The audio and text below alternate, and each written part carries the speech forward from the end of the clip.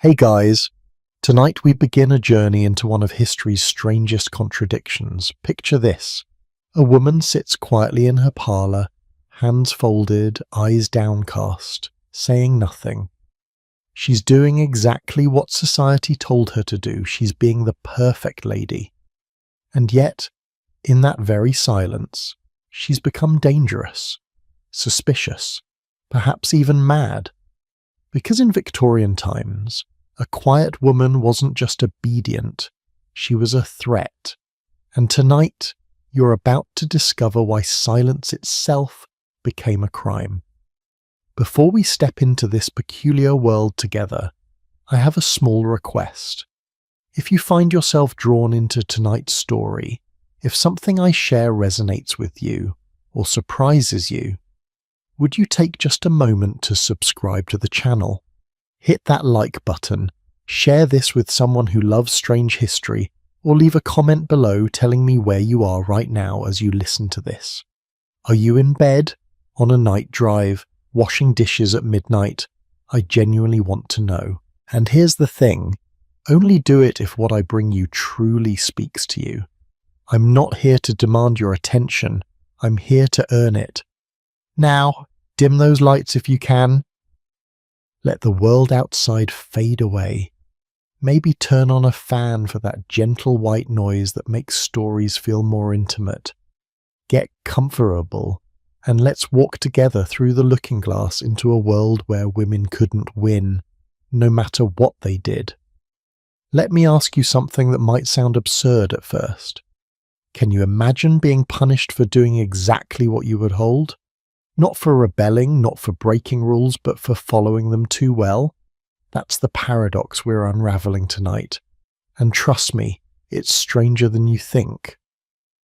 In 1837, when Queen Victoria ascended to the throne, British and American society had very specific ideas about what made a woman respectable. She should be quiet, gentle, submissive. The phrase everyone used was, "the angel in the house," a woman so pure, so selfless, so perfectly sedlumnent, that she practically glowed with domestic virtue. Young girls were raised from the cradle to embody this ideal. They were taught that to be feminine meant to speak softly, rarely, and only when spoken to. Their voices should never carry beyond the drawing room. Their opinions should never challenge a man's. Their very presence should be like a whisper, felt but barely heard. And for a while this seemed straightforward enough. Be quiet and you'll be loved. Be silent and you'll be safe. Be demure and you'll be married well. Simple, right? Except that it wasn't simple at all. Because here's where things get deliciously weird. The very same society that demanded women's silence also deeply feared it. You see, Victorian culture operated on a peculiar form of paranoia. On one hand, they believed women were naturally emotional, irrational creatures who need to be controlled.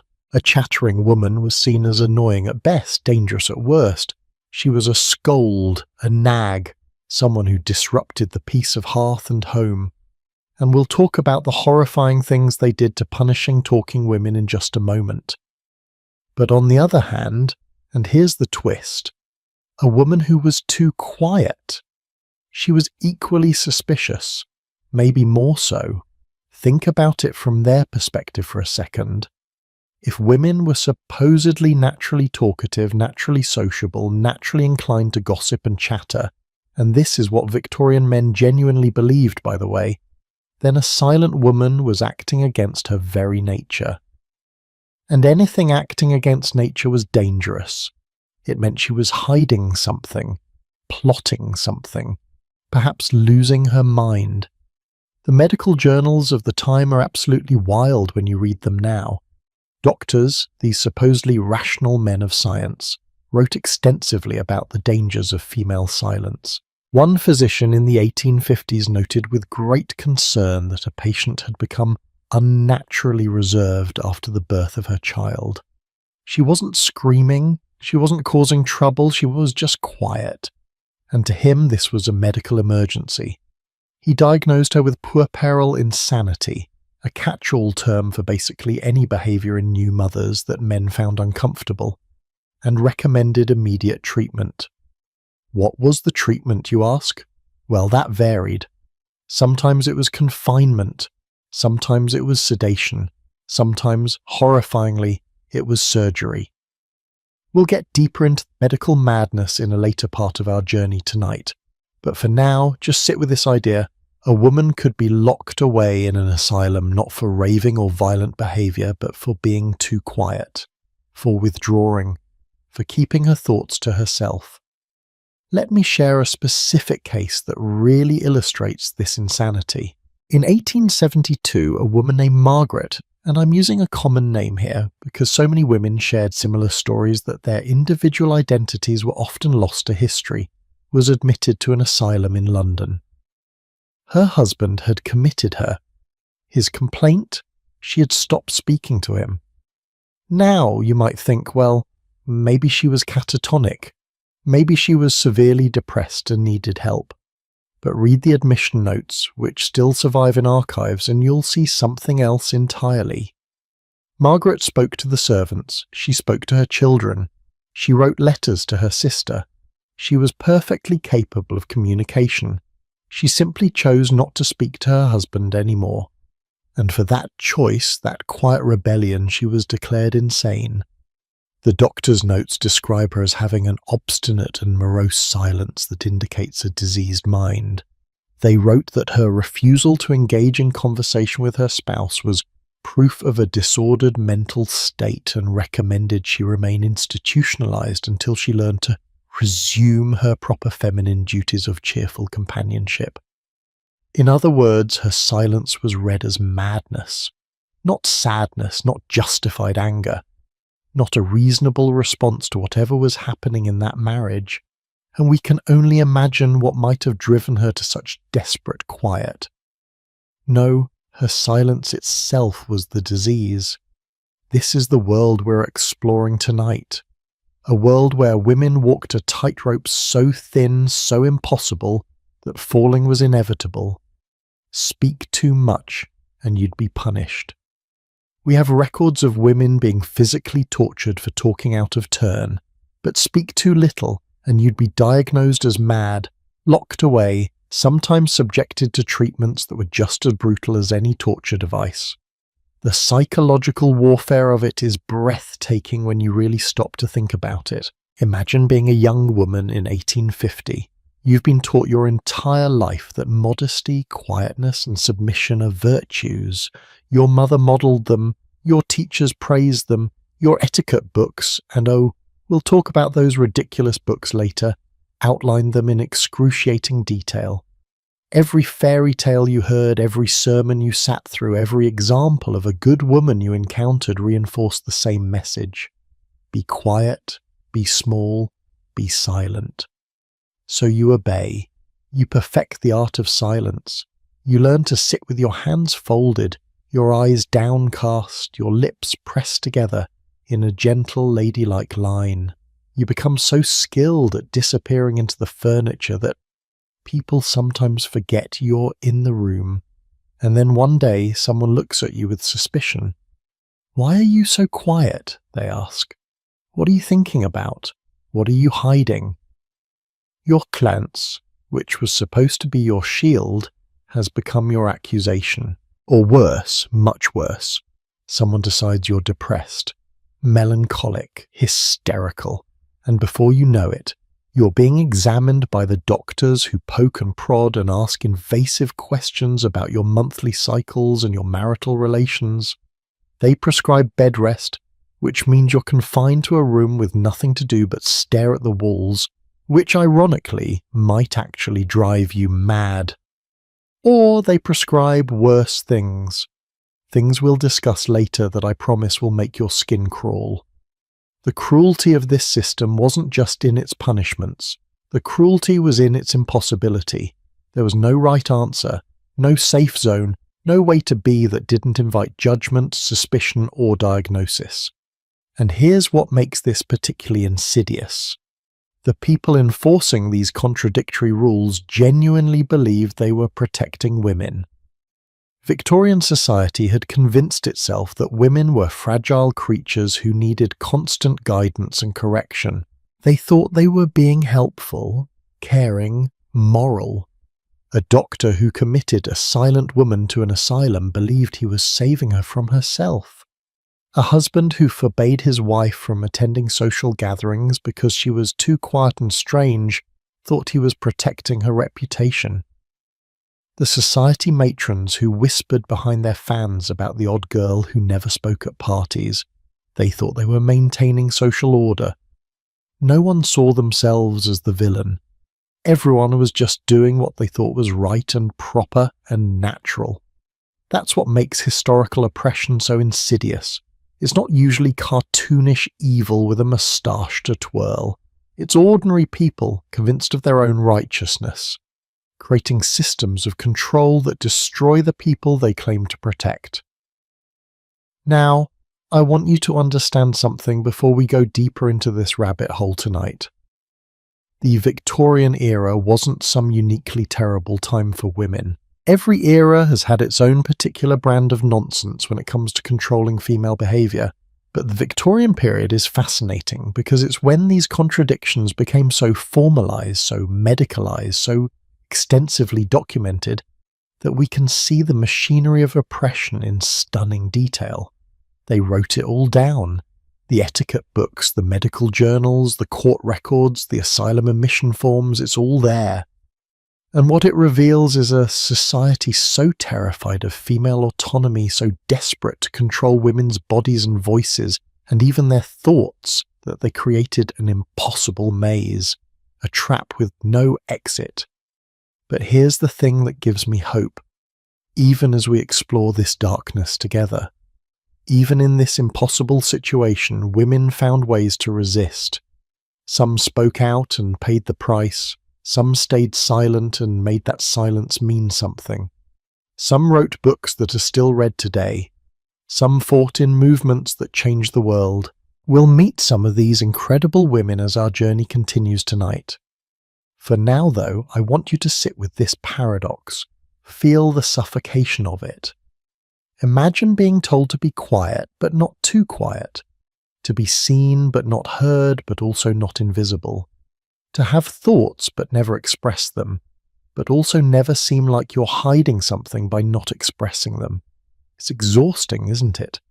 Just thinking about it for a few minutes is exhausting.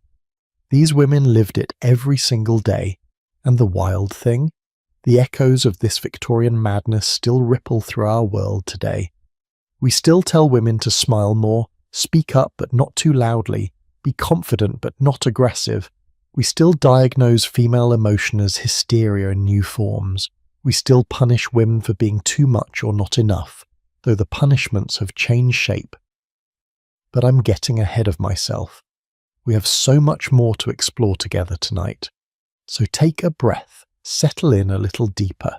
Because next we're going to look at one of the most horrifying objects ever created to control women's voices. It's called the Scold's Bridle. And yes, it's exactly as terrible as it sounds. We're going to trace its history, meet the women who suffered under it, and understand how the fear of female speech became quite literally an instrument of torture.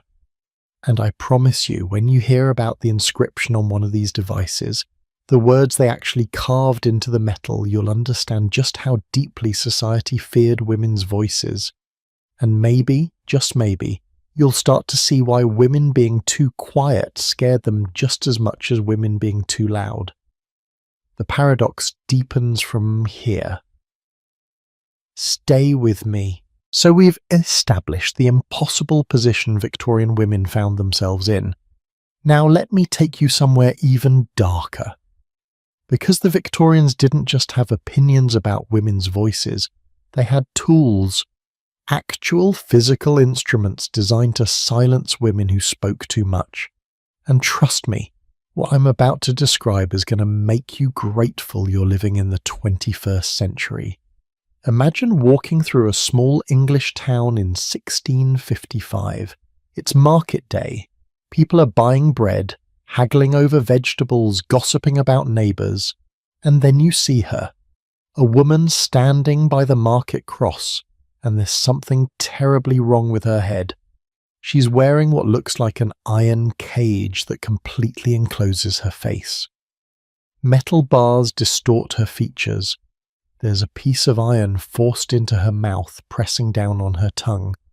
And dangling from the front of this contraption, a bell, ringing with every slight movement she makes, announcing her presence, her punishment, her shame. This is the scold's bridle. And yes, it's every bit as horrifying as it sounds. The device first appeared in Scotland in 1567, though some historians trace similar contraptions back even earlier, in parts of Germany. But it really flourished, if we can use such a word for something so cruel, in 16th and 17th century Britain. The name tells you everything you need to know about its purpose. A scold was what they called a woman who talked too much, who nagged, who gossiped, who had, in the delicate language of the time, a vicious tongue. Now you might be thinking, okay, talking too much is annoying, sure, we all know someone who chatters endlessly, but fitted with a torture device paraded through the streets. That seems a bit extreme, doesn't it? Well, that's exactly the point we're exploring tonight. The level of fear, of rage, of determination to control that went into creating something like this. Because the scold's bridle wasn't just about punishment, it was about terror. It was about making an example. It was about ensuring that every woman in town, every girl watching from a window, would think twice, 3 times, 100 times before opening her mouth. Let me describe how this thing actually worked, because the details matter. The bridle consisted of an iron framework that fit over the entire head, like a cage. Some versions had a flat iron plate, about 2 inches by 1 inch, that slid into the mouth and pressed down hard on top of the tongue. The crueler versions, and I'm sorry to say these were common, had spikes on this plate. Little iron points that would pierce the tongue if the woman tried to move it, if she tried to speak, if she even tried to swallow. Can you imagine that? The taste of metal and blood in your mouth, the inability to speak, to explain, to defend yourself, the pain with every breath, and knowing that you're about to be led through the streets of your town, past your neighbours, your friends, people you've known your entire life, while they jeer and mock and throw things at you. Because that was part of the punishment too. It wasn't enough to silence the woman, she had to be humiliated, publicly, thoroughly. The beadle, basically a local official, would lead the bridled woman through the town by a chain attached to the device. Sometimes she'd be attached to the market cross and left there for hours. Sometimes she'd be paraded past every house on every street. And that bell we mentioned, it made sure everyone heard her coming, made sure no one could miss the spectacle. There's a surviving scold's bridle in Walton-on-Thames in Surrey. Well, it's a replica now. The original was stolen in 1965, which tells you something about how fascinated and horrified people remain by these objects. But what's really chilling is the inscription that was on it. Listen to this. Are you ready? It read, "Chester presents Walton with a bridle to curb women's tongues that talk too idle." Sit with that for a second. This wasn't some relic from the Dark Ages. This was 1633. Shakespeare had been dead less than 20 years. The inscription treats it like a gift, a helpful tool for the community, like presenting someone with a nice gardening implement. Here you go, friends, for all those inconveniently chatty women in your life. And the oral tradition around this particular bridle makes it even more disturbing. According to local stories, a man in Chester had lost his fortune because of a woman's gossip. So in his anger and spite, those are the actual words used in the historical record, anger and spite, he commissioned this torture device and presented it to another town, a spite gift, a revenge object, and they kept it in the church vestry for hundreds of years as if it were a perfectly normal piece of community property. Now, let me tell you about Dorothy Waugh, Her story needs to be told because she's one of the few women whose first-hand account of being bridled has survived. In 1655, Dorothy was a Quaker. Quakers believed, radically for their time, that women had the right to speak about God, to preach, to share their faith publicly. Dorothy was exercising this belief in the marketplace of Carlisle, England, when she was arrested. Her crime? Speaking. That's it. Public preaching while female. The authorities fitted her with a scold's bridle and left her in it for 3 hours. She later wrote about the experience, and her words are haunting. She described the device as like a steel cap, and spoke of the agony of having her mouth forced open, her tongue compressed, unable to speak or properly breathe. 3 hours might not sound like long, but imagine it. 3 hours of iron pressing into your face, of blood trickling down your throat, of people walking past, some sympathetic but most jeering, and you unable to say a single word in your own defense. The fascinating, and by fascinating I mean absolutely enraging thing about Dorothy's case, is that it happened in the same decade that Margaret Fell was writing her famous pamphlet, Women Speaking Justified. This was 1666, just 11 years after Dorothy's punishment. Fell was arguing, with scripture and logic and passion, that women had the right to speak about their faith, that silencing women was actually against God's will. The pamphlet was groundbreaking, revolutionary, and yet women were still being bridled for speaking.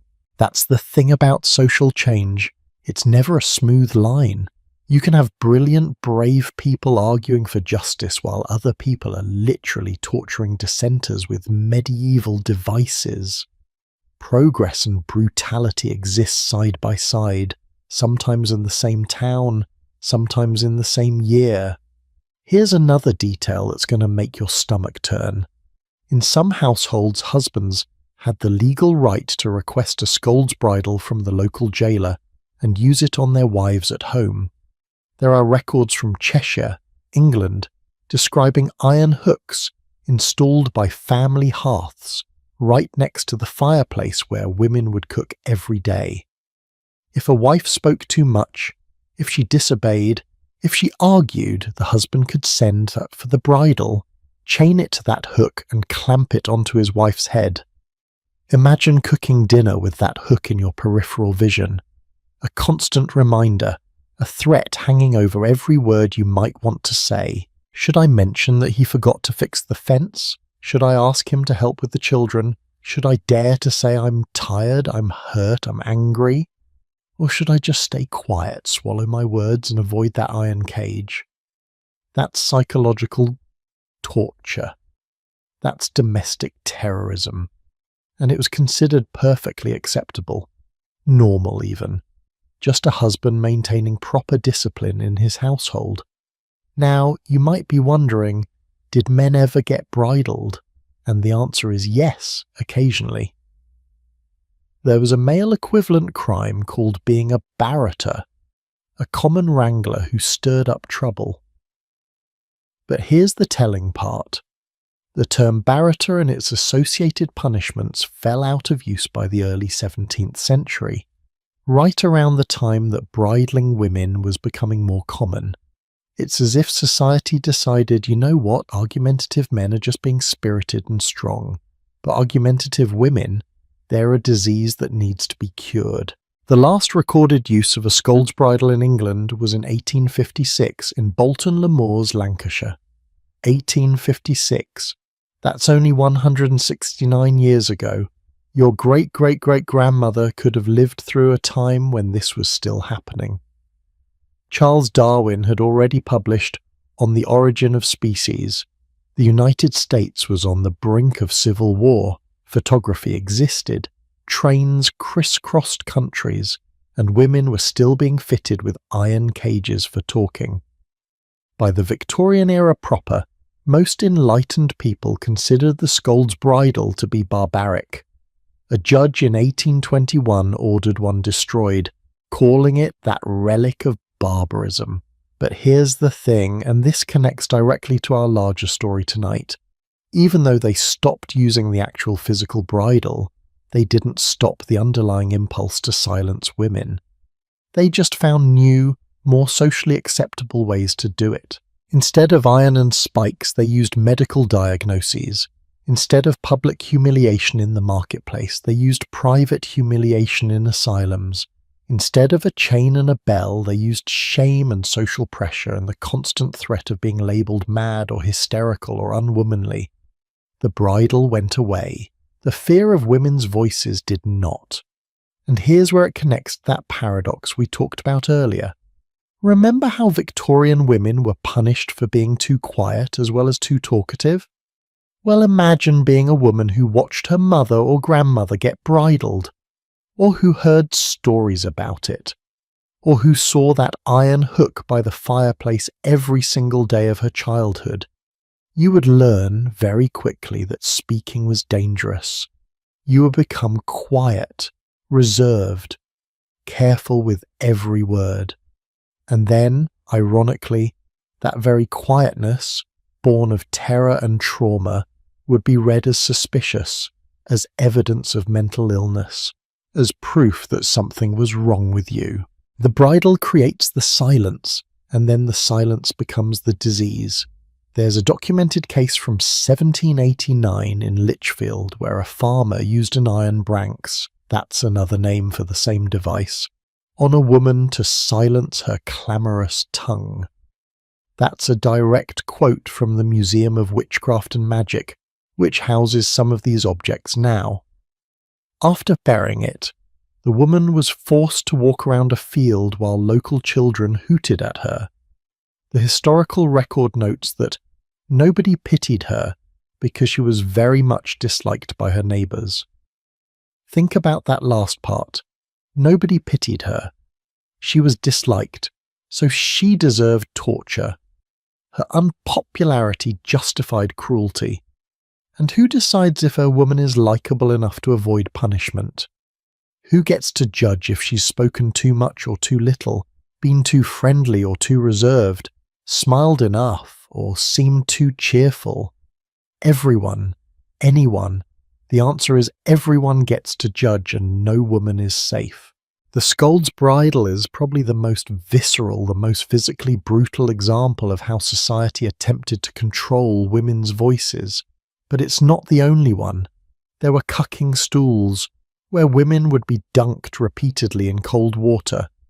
Ducking stools which were similar but somehow considered less severe. Public whipping, stocks, and pillories. All of these punishments were used disproportionately, sometimes exclusively, on women accused of verbal crimes, of speaking out of turn, of having opinions, of forgetting their place. And the wildest thing, many of these devices are still on display in museums across England. In Shrewsbury, Leicester, Chester, Oxford, the National Museum of Scotland.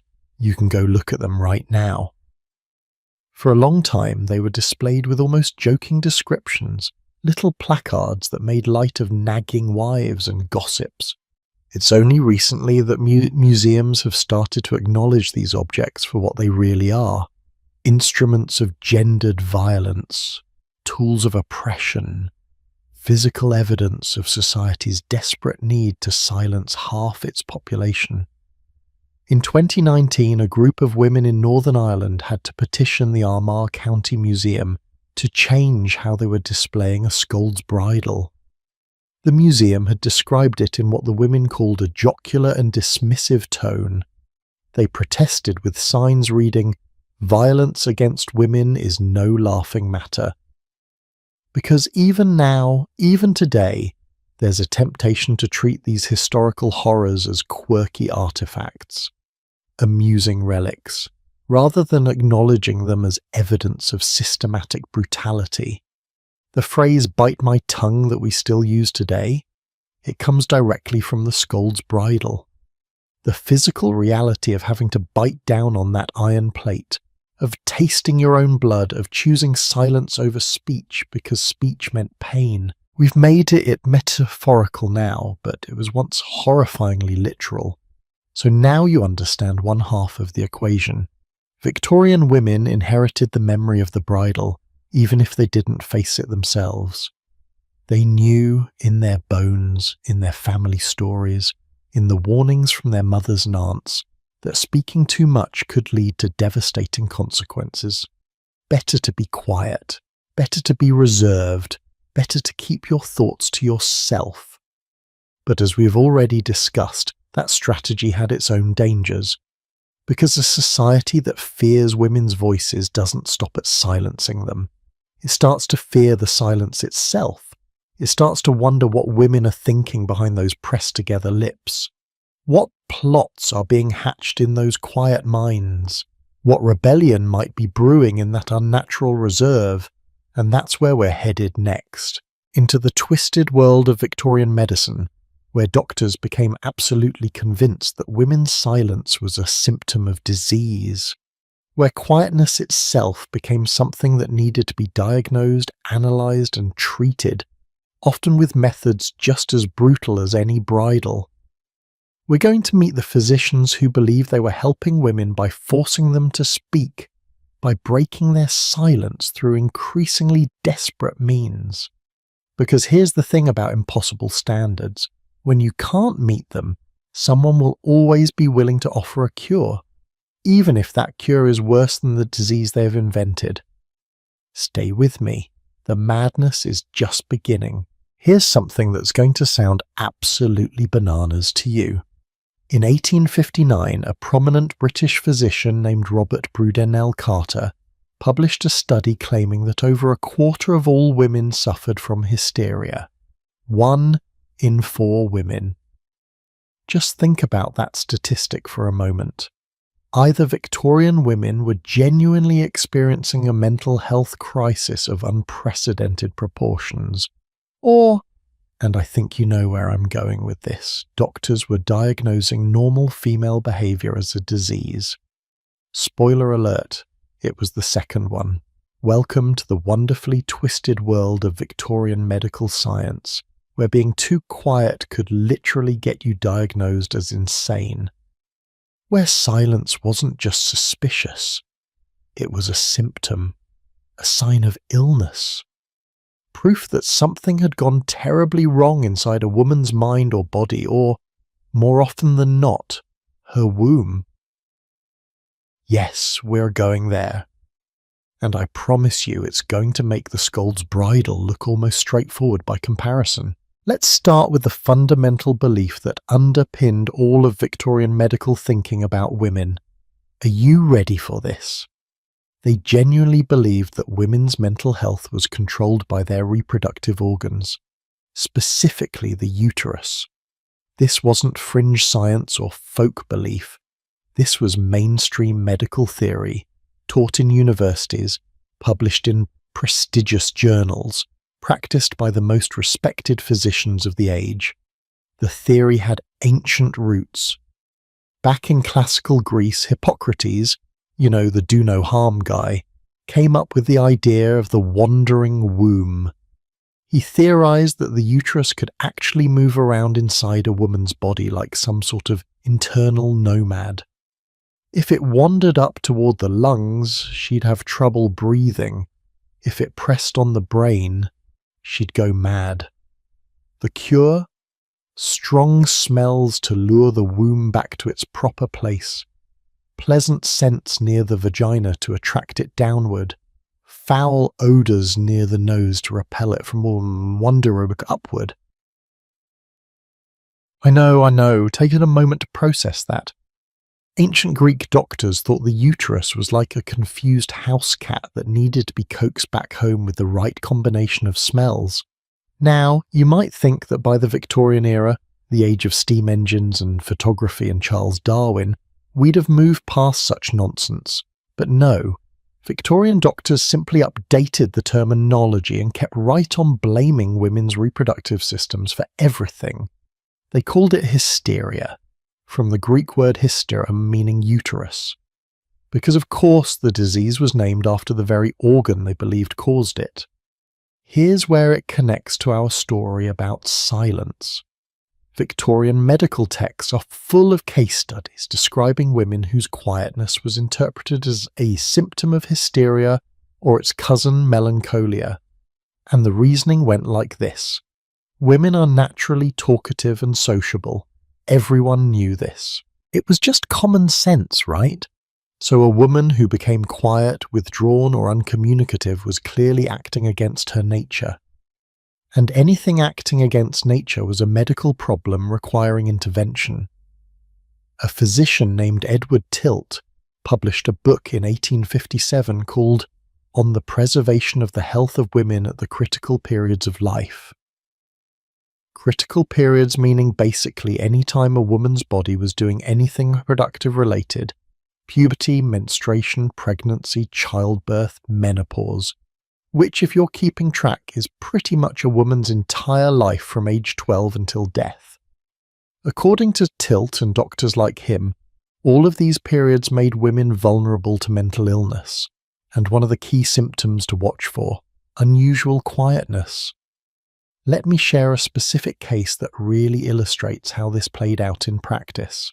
In 1876, a woman named Slee, I'm using a common name again because these records often anonymise patients, was admitted to an asylum in Manchester. She was 23 years old, had given birth to her first child 6 weeks earlier, and according to the admission notes had become unnaturally silent and withdrawn after the birth. Now, modern readers might recognise this as postpartum depression. A real condition that we now understand is caused by hormonal changes, lack of sleep, and the enormous adjustment of new motherhood. We have treatments for it. Support systems, understanding. But in 1876, Sarah was diagnosed with puerperal insanity of childbirth, and the doctor's notes make chilling reading. They wrote that her silence was proof of a disordered mental state brought on by the trauma of parturition to her female organs. They believed her uterus had been damaged during childbirth and was now sending morbid influences to her brain, causing her to withdraw into pathological silence. The recommended treatment: bed rest, complete isolation, no visitors except doctors. And here's the really cruel part. They took her baby away. Because how could a mad woman possibly care for an infant? Her quietness, her withdrawal, her postpartum depression, all of it was read as evidence that she was dangerous, that she needed to be separated from her child for everyone's safety. Can you imagine? You've just had a baby. You're exhausted, overwhelmed, maybe struggling with feelings you don't understand, and instead of support, you get diagnosed as insane, locked away from your family, and forced into isolation. The very thing that might actually drive someone mad. But it gets worse. Because Victorian medicine wasn't content to just diagnose these diseases. They had treatments. Oh boy, did they have treatments. The most famous or infamous was something called the rest cure, developed by a Philadelphia neurologist named Dr. Silas Weir Mitchell in the 1870s. Mitchell was actually considered progressive for his time. He'd done good work treating soldiers with nerve injuries during the American Civil War. But when he turned his attention to women's nervous disorders, he created something genuinely horrifying. The rest cure worked like this. A woman diagnosed with hysteria, neurasthenia, or nervous exhaustion, which, by the way, could include symptoms as vague as feeling tired or being too quiet, would be confined to bed for 6 to 8 weeks, sometimes longer. She wasn't allowed to sit up, wasn't allowed to feed herself, wasn't allowed to read, write, sew, or do any kind of intellectual or creative activity. Nothing. For weeks and weeks she would lie in bed, being fed a rich milk-based diet meant to fatten her up and do absolutely nothing. Oh, and talking? Forbidden. Conversation was considered too stimulating for her fragile female nerves. So there you have it. The cure for being too quiet was enforced silence. The logic, and I use that word very loosely, was that women exhausted themselves through too much thinking, too much activity, too much everything. Their delicate nervous systems couldn't handle the strain. So the cure was complete rest, total passivity, becoming essentially a living doll that ate and slept and did nothing else. And if you're thinking, wait, wouldn't lying in bed alone with your thoughts and nothing to do for 2 months actually make someone lose their mind? Congratulations, you've grasped something that Dr. Silas Weir Mitchell apparently couldn't. Let me tell you about Charlotte Perkins Gilman. She's someone whose name you need to know because she had the courage to write about what the rest cure actually did to women. In 1885, Charlotte, who would later become a famous writer and feminist, was diagnosed with neurasthenia. She'd been feeling depressed, exhausted, struggling with her marriage. Very normal things, especially for a new mother. But her husband took her to Dr. Mitchell himself. Mitchell prescribed the rest cure. For months, Charlotte was confined to bed. She couldn't write, couldn't work, couldn't engage her mind in any way. And she described the experience as coming perilously near to losing my mind. She said the rest cure nearly destroyed her, that the enforced silence and passivity and intellectual starvation pushed her to the edge of actual insanity. But here's the amazing thing. After Charlotte finally escaped the rest cure and recovered, by doing the exact opposite of what Mitchell prescribed, by working and writing and being active, she wrote a short story about her experience. It's called The Yellow Wallpaper, published in 1892, and if you haven't read it, you absolutely should. It's a horror story, but the horror isn't supernatural. It's the horror of a woman slowly going mad because she's been forbidden to think, to write, to speak, to be anything other than a passive patient.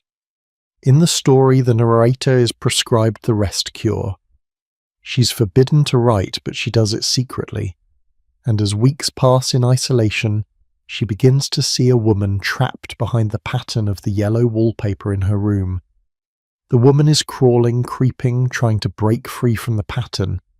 By the end, the narrator identifies with that trapped woman so completely that she tears down all the wallpaper and crawls around the room herself, believing she's finally escaped. It's a metaphor so sharp it could cut you. The rest cure, meant to cure women's nervous disorders, instead creates the very madness it claims to treat. The enforced silence doesn't heal, it destroys.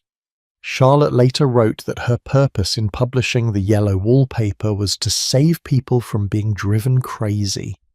She wanted to expose the rest cure for what it was, and apparently years later, Mitchell read her story and stopped prescribing the treatment so extensively, though he never publicly admitted it was harmful or apologized to the countless women he'd subjected to it.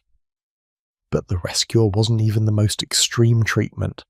Some Victorian doctors believed that since hysteria came from the uterus, the cure must involve the uterus too.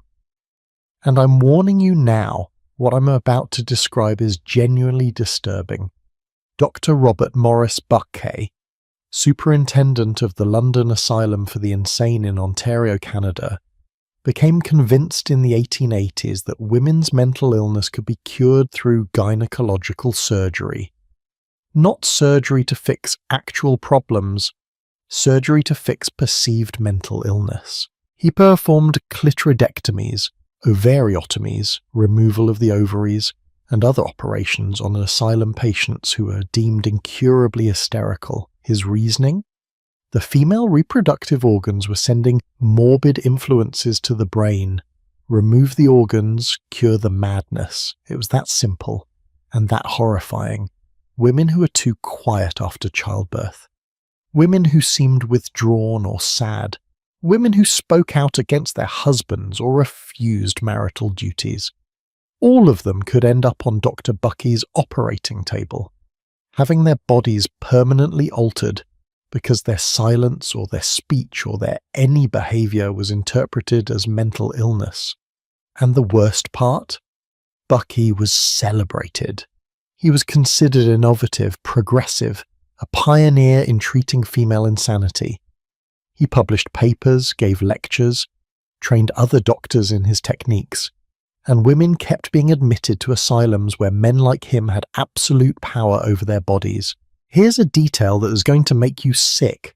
Asylum records from the late 1800s include women admitted for reasons like laziness, novel reading, religious excitement, and yes, being too quiet. These weren't medical diagnoses, they were value judgments, moral condemnations dressed up in medical language. A woman could be committed to an asylum by her husband or father without needing any kind of trial or independent verification. He just had to convince a doctor, usually a doctor he knew socially, a doctor from his same social class, that she was exhibiting signs of insanity. And what signs? Well, whatever he wanted them to be. Not talking to him any more qualified, being too melancholy qualified, asking for a divorce qualified. There's a documented case from 1872, the same year as that Margaret I mentioned earlier, where a woman was committed because she'd lost her natural feminine cheerfulness. That's from the actual admission notes. She wasn't raving, wasn't violent, wasn't even particularly withdrawn. She just wasn't cheerful enough for her husband's liking. So off to the asylum she went. Once there, she'd be examined by doctors who approached her with the assumption that something was already wrong. They'd note her responses to question, her demeanour, her habits, and if she was quiet during these examinations, which honestly, who wouldn't be after being forcibly committed against their will, that quietness became additional evidence of her illness. It's a perfect trap. Speak too much and you're hysterical. Stay quiet and you're depressed, melancholic, suffering from pathological silence. There's no right answer, no behaviour that keeps you safe. Victorian psychiatry even had a specific diagnosis called moral insanity that was particularly useful for silencing women. It was defined as insanity that didn't involve delusions or hallucinations, but rather manifested in moral symptoms, meaning behaviour that violated social norms. A woman who was disobedient, who challenged authority, who refused to be submissive, could be diagnosed with moral insanity, even if she was perfectly rational in every other way. And guess what was considered evidence of moral insanity? Both excessive talking and excessive silence. Because the real issue wasn't the quantity of speech. It was that the woman wasn't performing femininity correctly, wasn't being properly docile, properly cheerful, properly available for male authority to shape and control. Dr. John Connolly, who's actually called the father of moral management in psychiatry history, wrote extensively about treating female patients in asylums.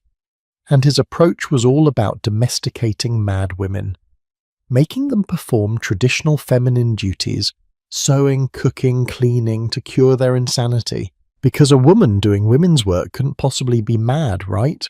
But if a woman refused to chatter while she sewed, if she worked in silence, that was noted as concerning. A sign that she wasn't properly engaging with her treatment, that she remained withdrawn, uncommunicative, possibly dangerous. The standard was impossible. The cage was inescapable, and the tools of medical science, which we're supposed to trust, which are supposed to be objective and evidence-based, became just another way to enforce control over women's bodies, women's voices, women's very selves. One more thing before we move on, because I want you to understand how recently all this was happening. The diagnosis of hysteria wasn't removed from medical textbooks until 1980. 1980. That's only 45 years ago. Some of you listening to this might have mothers or grandmothers who grew up in a world where being labelled hysterical was still a legitimate medical threat. And even though the diagnosis is gone, the impulse behind it remains. Women are still told they're being too emotional when they express anger, still told they're overreacting when they voice concerns, still dismissed as difficult or demanding when they advocate for themselves. The medical establishment has made progress, yes, but the ghost of Victorian psychiatry still haunts the exam room. So now you understand both sides of the paradox. Physical punishment for speaking through devices like the scold's bridle, and medical punishment for silence through diagnoses and treatments that pathologize normal behavior. Victorian women were trapped in a system designed to ensure they could never be right, never be safe, never be simply human. But what about the daily experience of this impossible standard? What about the etiquette books and social rules that governed every single interaction? That's where we're going next, into the world of Victorian manners, where the contradictions become so detailed, so specific, so absolutely ridiculous that you'll understand how every single woman was set up to fail from the moment she opened her mouth. Or didn't. The rulebook was rigged, and we're about to read some of its most absurd passages together. Picture a young woman, maybe 16 years old, getting ready for her first real dinner party. It's 1847. She's in her bedroom, hands shaking slightly as she adjusts her dress. On her vanity sits a small green book with gilt lettering on the cover. True Politeness, a handbook of etiquette for ladies by an American lady. Published by Levitt and Allen. She's read it cover to cover at least a dozen times. She's memorized the rules, all 137 of them. And yet, as she heads down the stairs to join the guests, she's terrified. Because no matter how well she's studied, there's a very good chance she's about to get something wrong. The rules aren't just strict, they're contradictory, mutually exclusive, designed, whether intentionally or not, to be impossible to follow perfectly. Let me show you what I mean by reading you some actual rules from this book. These are direct quotes, and I want you to listen carefully to how they fit together, or rather, how they don't. Rule 19. On meeting a friend in any public place, do not boisterously salute or proclaim her name aloud. Okay, so be quiet, don't draw attention, got it. Rule 49. It is better to say too little than too much in company. Let your conversation be consistent with your sex and age. Right. Say less. Be reserved. That makes sense with Rule 19. But then we get to Rule 44. Cultivate a soft tone of voice and a courteous mode of expression. Wait. Cultivate a tone of voice? So you do need to speak, but softly and courteously, but not too much, according to Rule 49. And here's where it gets really fun. Rule 51. Do not appear abstracted while another person is speaking, and never interrupt another by intruding a remark of your own. So don't look distracted, look engaged, but don't speak. Don't interrupt, just exist silently but attentively. Oh, but we're not done. Because sprinkled throughout these books, there were dozens of them, all bestsellers, are warnings about being too safe, being dull company, failing to contribute to the conversation appropriately. Mrs. Charles Humphrey, who wrote Manners for Women in 1897, has an entire chapter called Golden Silence. And in it she instructs women that while they must limit their chatter, they absolutely cannot become tedious company by being too quiet. She writes, and I'm quoting here, "The lesson of quiet composure has to be learned soon or late, and it is generally soon in the higher classes of society." So wealthy women learn to shut up faster. That's basically what she's saying, but then she immediately follows it with, "Yet silence must not degenerate into dullness. A woman who has nothing to say is as tiresome as one who will not stop talking." Do you see the trap? Can you feel it closing around you? You must be quiet, but not too quiet, silent but not dull, reserved but engaging. Speak when spoken to, but also be interesting enough that people want to speak to you. Say little, but make what you say worthwhile. Use a soft voice, but make sure you're heard. It's like being told to juggle while standing perfectly still, to run in place, to swim on land. The instructions themselves are physically impossible to execute simultaneously. Let's talk about the voice specifically, because Victorian etiquette writers were absolutely obsessed with how women sounded. Not just what they said, but the actual acoustic quality of their speech. This goes beyond the rules we've discussed so far into truly absurd territory. A woman named Anna Randall Deal published a book in 1892 called The Correct Thing in Good Society. In it, she devotes several pages to the proper feminine voice.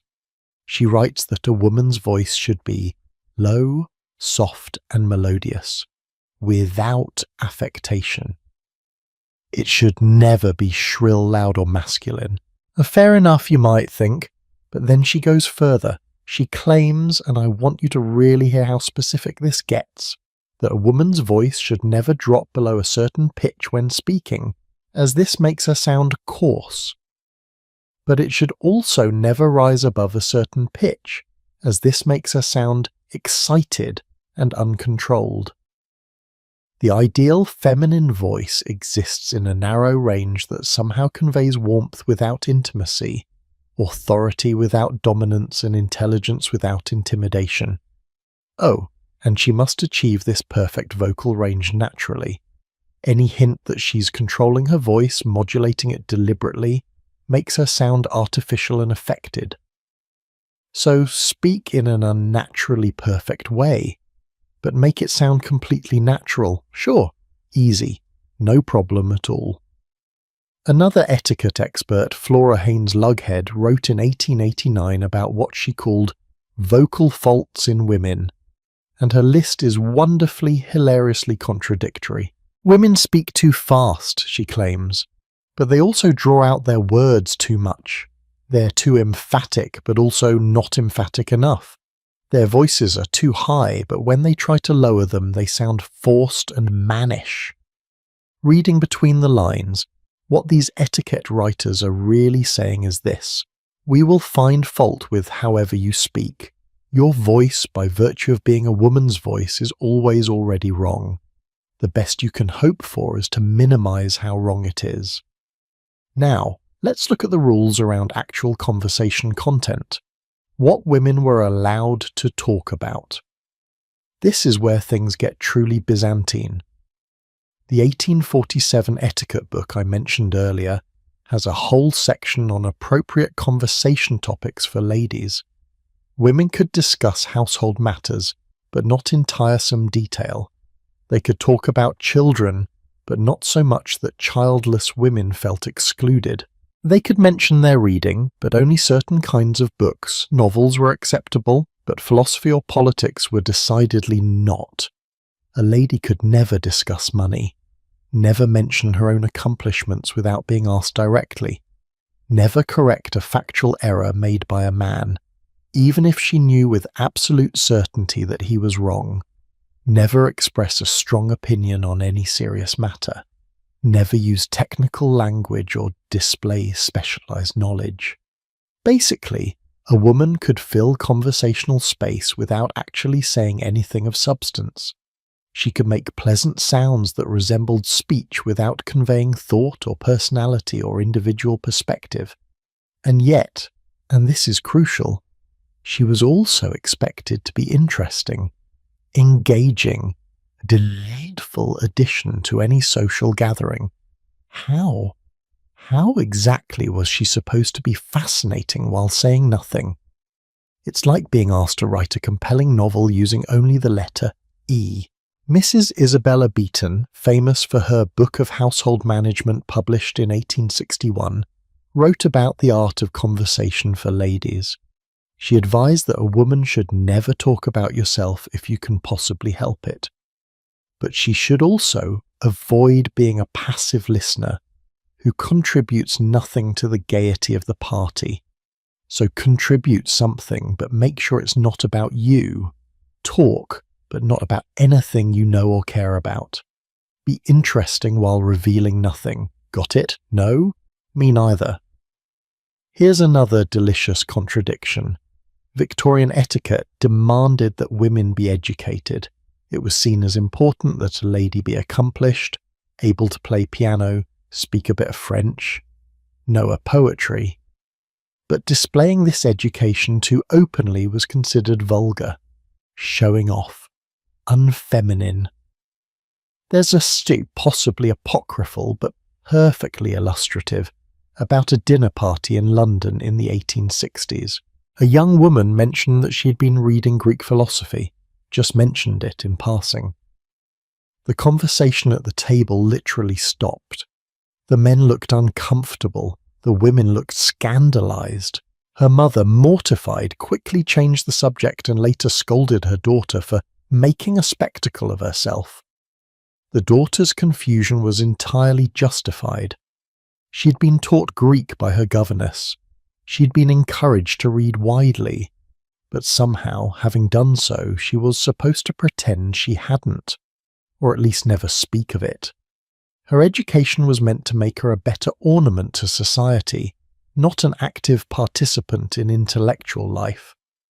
This extended to the volume of speech too, not just the content. There were actual guidelines about how many words a woman should contribute to any given conversation. Not official laws, of course, but social conventions that were enforced just as strictly. The general rule was that women should speak approximately half as much as men in mixed company. If a conversation involved 4 people, 2 men and 2 women, the women's contributions should add up to roughly a quarter of the total dialogue. Each woman getting about 1/8 of the conversational space. And listen, before you think, well, at least that's clear. At least she knows where she stands. Remember that being too silent was also wrong. So she had to calibrate precisely. Not too much, not too little, just right. Like Goldilocks, except instead of porridge and bears, it's social death and public humiliation. There were also rules about silence that varied by context. At dinner parties, prolonged silence was considered extremely rude. It suggested you were bored or disapproving, but in church, obviously, you should be silent. At the theatre, silent except during intermission. In someone's home, only as talkative as your hostess. If she was chatty, you could be moderately chatty. If she was reserved, you'd better be nearly mute. Can you imagine the mental calculations required just to make it through a day? Constantly monitoring your words, your tone, your volume, your topics, your facial expressions, your body language, all while making it look effortless and natural. And God forbid you were nervous, because showing anxiety was yet another violation. Mrs. Harvey Newcomb, who wrote The Young Lady's Guide in 1841, specifically warns against nervous talking, chattering because you're uncomfortable. But she also warns against awkward silence, being too quiet because you're uncomfortable. The solution, apparently, was to simply never be uncomfortable, to achieve a state of perfect, unshakable calm at all times, to be anxious about your behaviour while showing no signs of anxiety. Easy peasy. Let's talk about laughter for a second, because even that was regulated. Women could laugh, but not too loudly. Not with their mouths open too wide, not in a way that showed too many teeth or involved any sort of snorting or gasping. Laughter should be melodious and controlled, like everything else about a woman. There's a description in an 1878 etiquette manual that describes the ideal feminine laugh as a gentle ripple of amusement that doesn't disturb the features too greatly. A ripple of amusement, not an explosion of joy, not a full-body expression of delight. A ripple, contained, controlled, barely perceptible. I don't know about you, but when something strikes me as genuinely funny, I'm not thinking about ripples. I'm too busy actually experiencing joy. But Victorian women weren't supposed to experience, they were supposed to perform. to present a carefully curated version of emotions that made everyone around them comfortable. The cruelty of all this isn't just in the specific rules, it's in the underlying message, which is, you are not acceptable as you naturally are. Your authentic voice is wrong, your instinctive responses are wrong. Your personality, whatever it might be, needs to be sanded down, shaped, controlled, and presented in a form that pleases other people, specifically men. And here's something that's going to make you deeply uncomfortable. These etiquette books were primarily written by women, for women. Women teaching their daughters and granddaughters how to successfully navigate a system designed to diminish them. It's not male villains imposing rules from above, it's women who'd learned to survive by following these rules, passing them on as if they were wisdom rather than chains. That's how oppression perpetuates itself. Not through obvious force, but through normalization, through making the abnormal seem natural, through teaching victims to police themselves and each other so thoroughly that external enforcement barely necessary. There's a passage in True Politeness that genuinely breaks my heart. Rule 123. Remember that the essence of true politeness is consideration for others. Always sacrifice your own comfort and preference for the sake of those around you. On the surface, this sounds noble, considerate, kind, but look at who it's addressed to. This is in a book exclusively for women. Not a general etiquette guide for all people, a guide for ladies. The message is clear. Your comfort doesn't matter. Your preferences don't matter. Your job is to make everyone else comfortable, even at the cost of your own well-being. And if you fail at this impossible task, if your voice is too loud or too soft, if you speak too much or too little, if you laugh too heartily or smile too rarely, if you're too interesting or too dull, too educated or too ignorant, too anything or not enough of something else, well then you might find yourself discussed in whispers, excluded from invitations, labelled as difficult or odd or unsuitable, your reputation damaged, your marriage prospects diminished. In extreme cases, as we've already discussed, you might find yourself diagnosed as hysterical or melancholic and subjected to medical intervention. The etiquette books were just another ring in the cage. The rules were just another way to ensure that women could never quite get it right, could never be fully acceptable, could never relax into being simply human. But you know what? Despite all of this, despite the scold's bridles and the asylum admissions and the impossible etiquette rules, women still found ways to be themselves, to have thoughts and express them, to write and create and resist. Some of them did it quietly under pseudonyms or in private journals. Some did it loudly despite the consequences. And slowly, painfully slowly, things began to change. We're going to meet some of these women soon. The ones who said, actually, no, I'm going to speak anyway. But before we get to the resistors, we need to understand one more arena where the silence versus speech paradox played out. Literature. The books Victorian women read and wrote, because fiction gave them something the real world didn't. A space to explore women who weren't perfectly silent or perfectly chatty. Women who were simply, messily, wonderfully human. And the reaction to these fictional women tells us everything we need to know about Victorian anxiety around female voices. That's where this story gets really interesting. Stay with me. There's a painting that haunted Victorian England. You've probably seen it, or at least variations of it. Dozens of artists painted their own versions throughout the 1800s. It shows a young woman in a flowing white dress, floating in a stream surrounded by flowers. Her hands are open, her face turned upward, her eyes distant. She's drowning, but she looks almost peaceful, almost like she's singing. Her name is Ophelia, and she's the most famous silent woman in English literature. Shakespeare wrote her in the early 1600s, but the Victorians became absolutely obsessed with her. Why? Because Ophelia represented something they both feared and fetishized. A woman who went mad, who lost her ability to speak coherently, and who ultimately chose silence by choosing death. She was the perfect symbol of what Victorian society believed happened to women who couldn't navigate the impossible standards we've been discussing. She cracked under the pressure, and somehow they found that beautiful.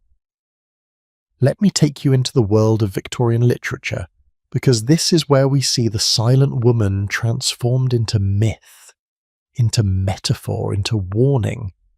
And what's fascinating is how these fictional women reveal the truth about Victorian anxiety. Fiction, you see, allows people to say things they can't say directly, to explore fears they can't acknowledge. And Victorian literature is absolutely saturated with silent, mysterious, dangerous women. But let's start with Ophelia, because she's where it all begins. In Shakespeare's Hamlet, Ophelia is silenced in stages, first by her father, who tells her to stop talking to Hamlet, then by Hamlet himself, who tells her to go to a nunnery and essentially shut up. She obeys. She's the perfect obedient daughter, the perfect quiet lady, and what happens? She goes mad. She starts speaking, but her speech is fragmented, nonsensical, filled with bawdy songs that shock everyone. And then she falls into that stream and drowns. The Victorian interpretation of this was chilling. They didn't see it as tragedy. They saw it as inevitability, as proof that women's minds were too fragile for the pressures of life. That silence led to madness, and madness led to death. And somehow this became aesthetically pleasing to them. John Everett Millais painted the most famous version in 1852. The model was Elizabeth Siddal, who actually lay in a bathtub for hours while Millais painted her. The lamps keeping the water warm went out, and she got so cold she became seriously ill. But the painting was worth it, apparently. It became iconic, because there's something about a beautiful, silent, dead woman that Victorian culture found irresistible. And before you think this is just about one painting of one character, let me tell you, this pattern repeats over and over in Victorian fiction. The silent woman is everywhere, and she's almost always doomed. Let's talk about Charlotte Bronte's Jane Eyre, published in 1847. Now, Jane herself is actually quite vocal. She speaks her mind, argues with Rochester, refuses to be silenced. She's actually a remarkable character for her time. But there's another woman in that novel who haunts the entire story. Bertha Rochester, Edward Rochester's first wife, locked in the attic of Thornfield Hall. Bertha is described as mad, violent, inhuman. She barely speaks. She mostly makes what the novel describes as animalistic sounds, laughter that echoes through the halls, wordless cries. She's been rendered essentially mute by her madness, or perhaps by her imprisonment. It's never quite clear which came first. And here's the thing that's deeply disturbing when you really think about it. Bertha is from Jamaica. She's described as Creole, possibly of mixed race, though the novel is deliberately vague about this. She's foreign, she's other, she's been literally caged and silenced by her English husband, and the novel treats this as somehow necessary, as if her silence and imprisonment are regrettable but inevitable consequences of her inherent instability. Modern scholars have written extensively about what Bertha really represents: colonialism, racism, the fear of female sexuality, the violence of marriage as an institution. But what matters for our story tonight is that once again, we have a woman whose silence is presented as dangerous. She doesn't speak, but her very presence is a threat. She's locked away, but she's never truly contained. Her silence speaks louder than words ever could, and then she dies. Of course she does. She sets the house on fire and throws herself from the roof. Another beautiful, mad, silent woman meeting a dramatic end. Are you noticing a pattern yet? Wilkie Collins gives us another variation in The Woman in White, published in 1859. The titular woman is Anne Catherick, who appears mysteriously dressed all in white, who speaks in riddles and fragments, who knows dangerous secrets but can't quite articulate them coherently.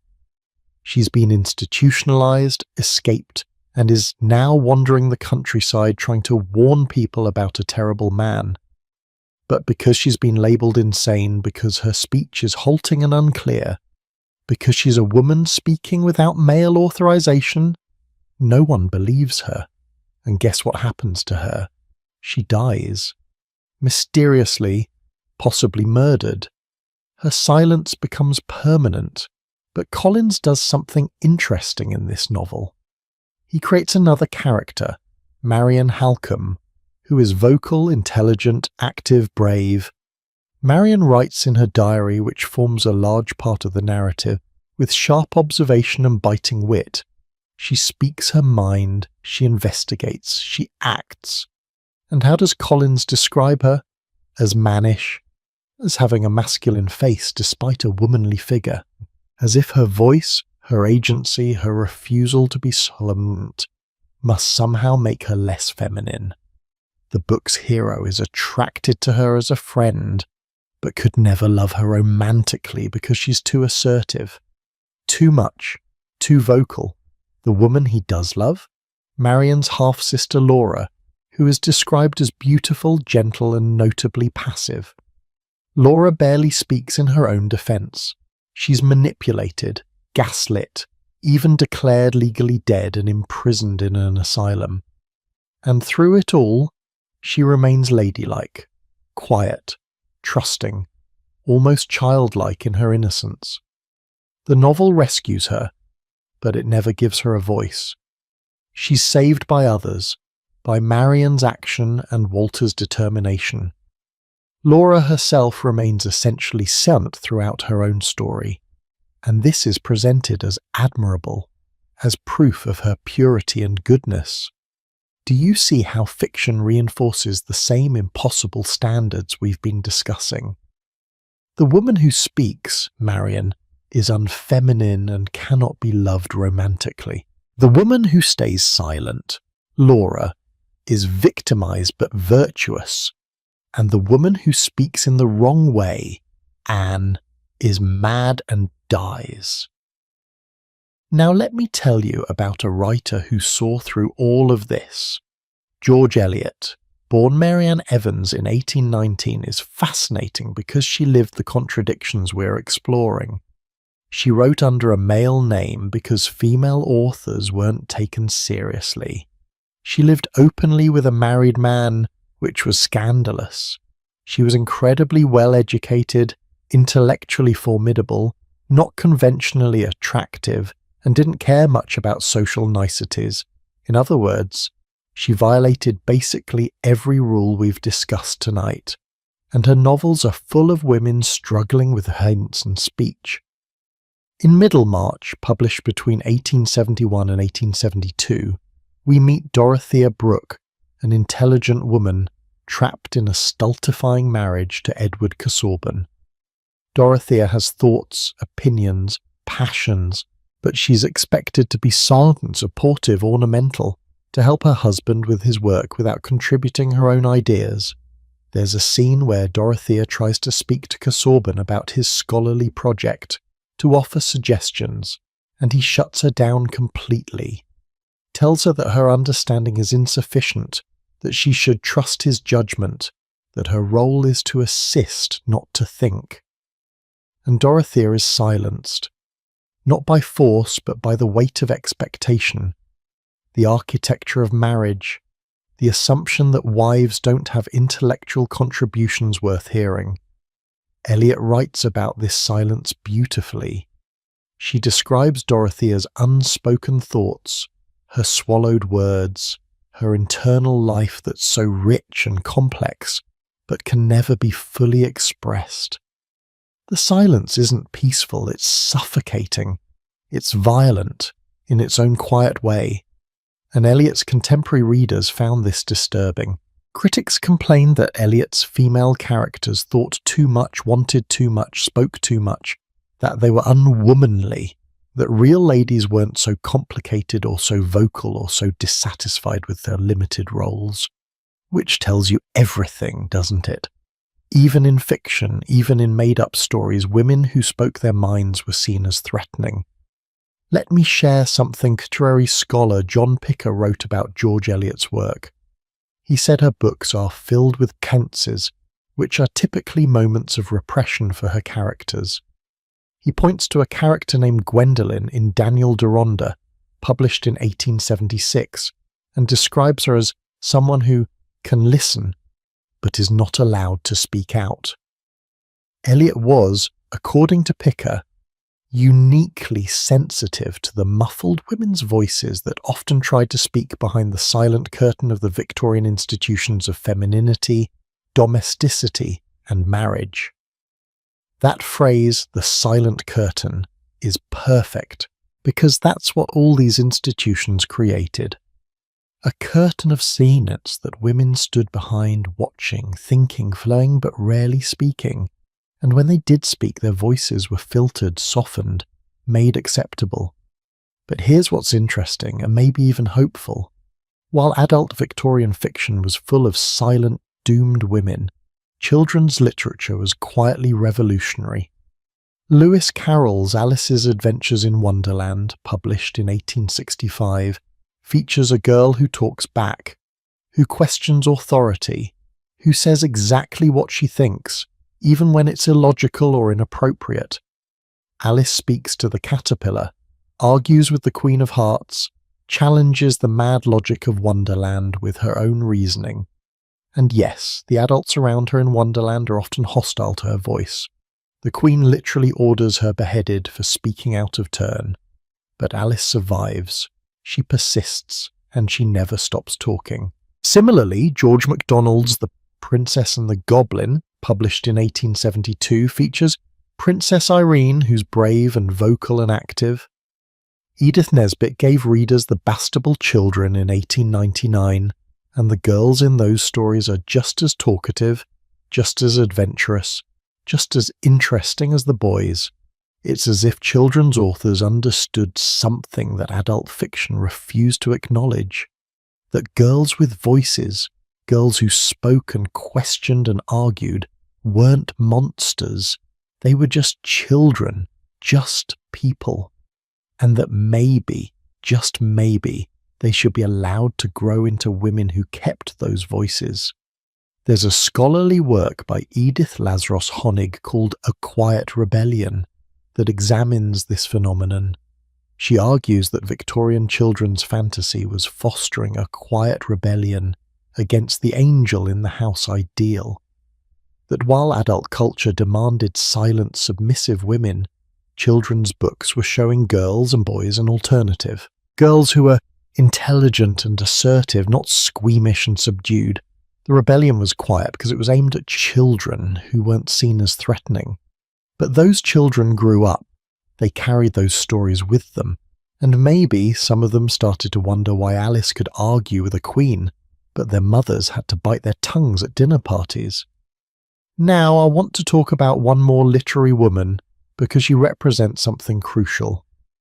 In Charlotte de Bronte's Villette, published in 1853, the protagonist Lucy Snow is remarkable for how much she doesn't say. She's the narrator, so we hear her thoughts, but within the story she's often silent. She observes, she watches, she keeps her feelings hidden.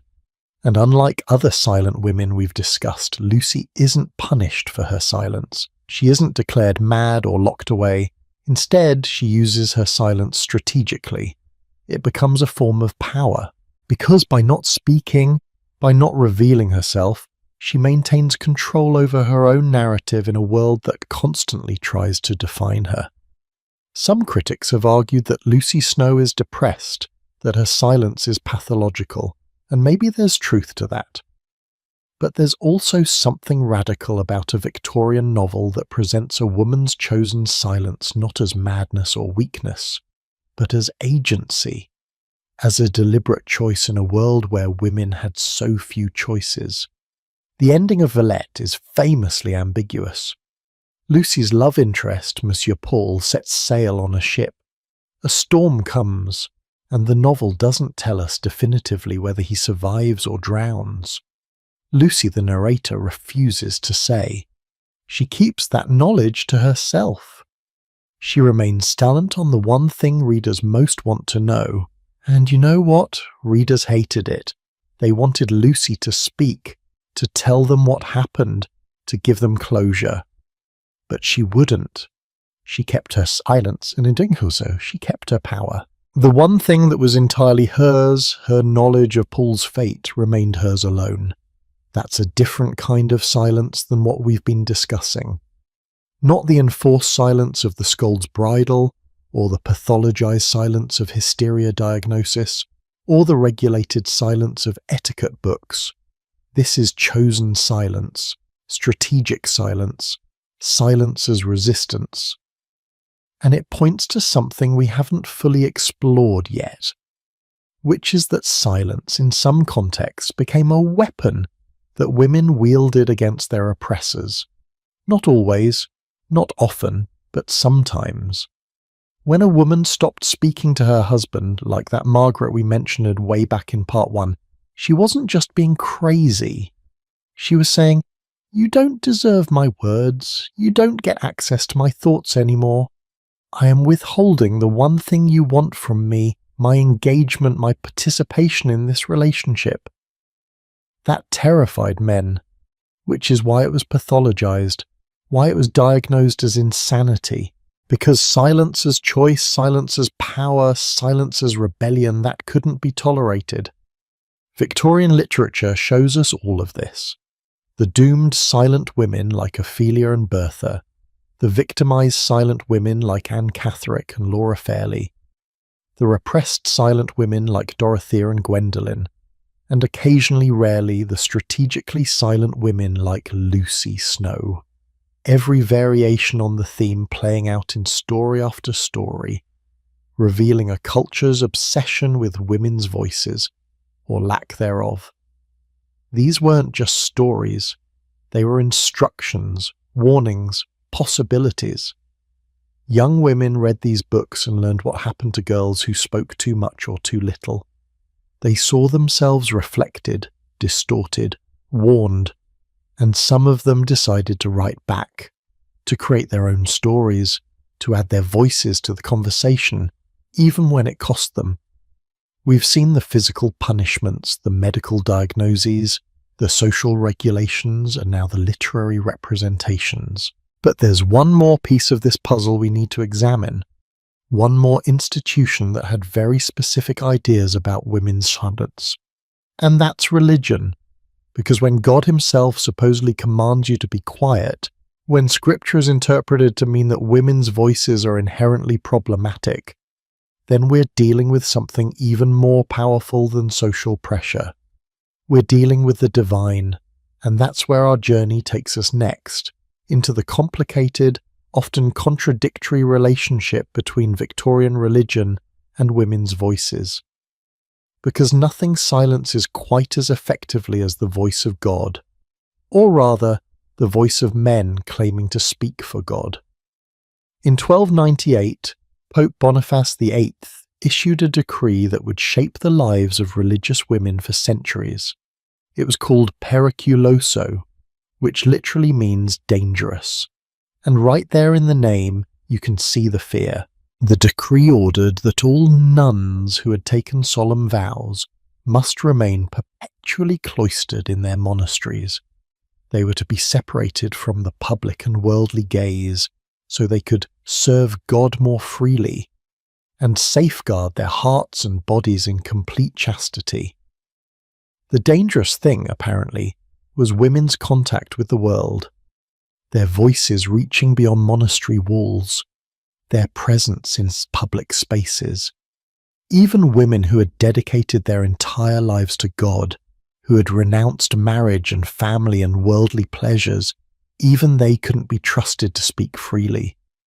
Even their silence had to be enforced, controlled, contained behind stone walls. Welcome to the peculiar intersection of religion and female silence, where devotion to God somehow meant women shouldn't be heard, where serving the divine required shutting up, and where the same institution that preached love and compassion created some of the most effective mechanisms for silencing women in history. Now, before we go further, I want to be clear.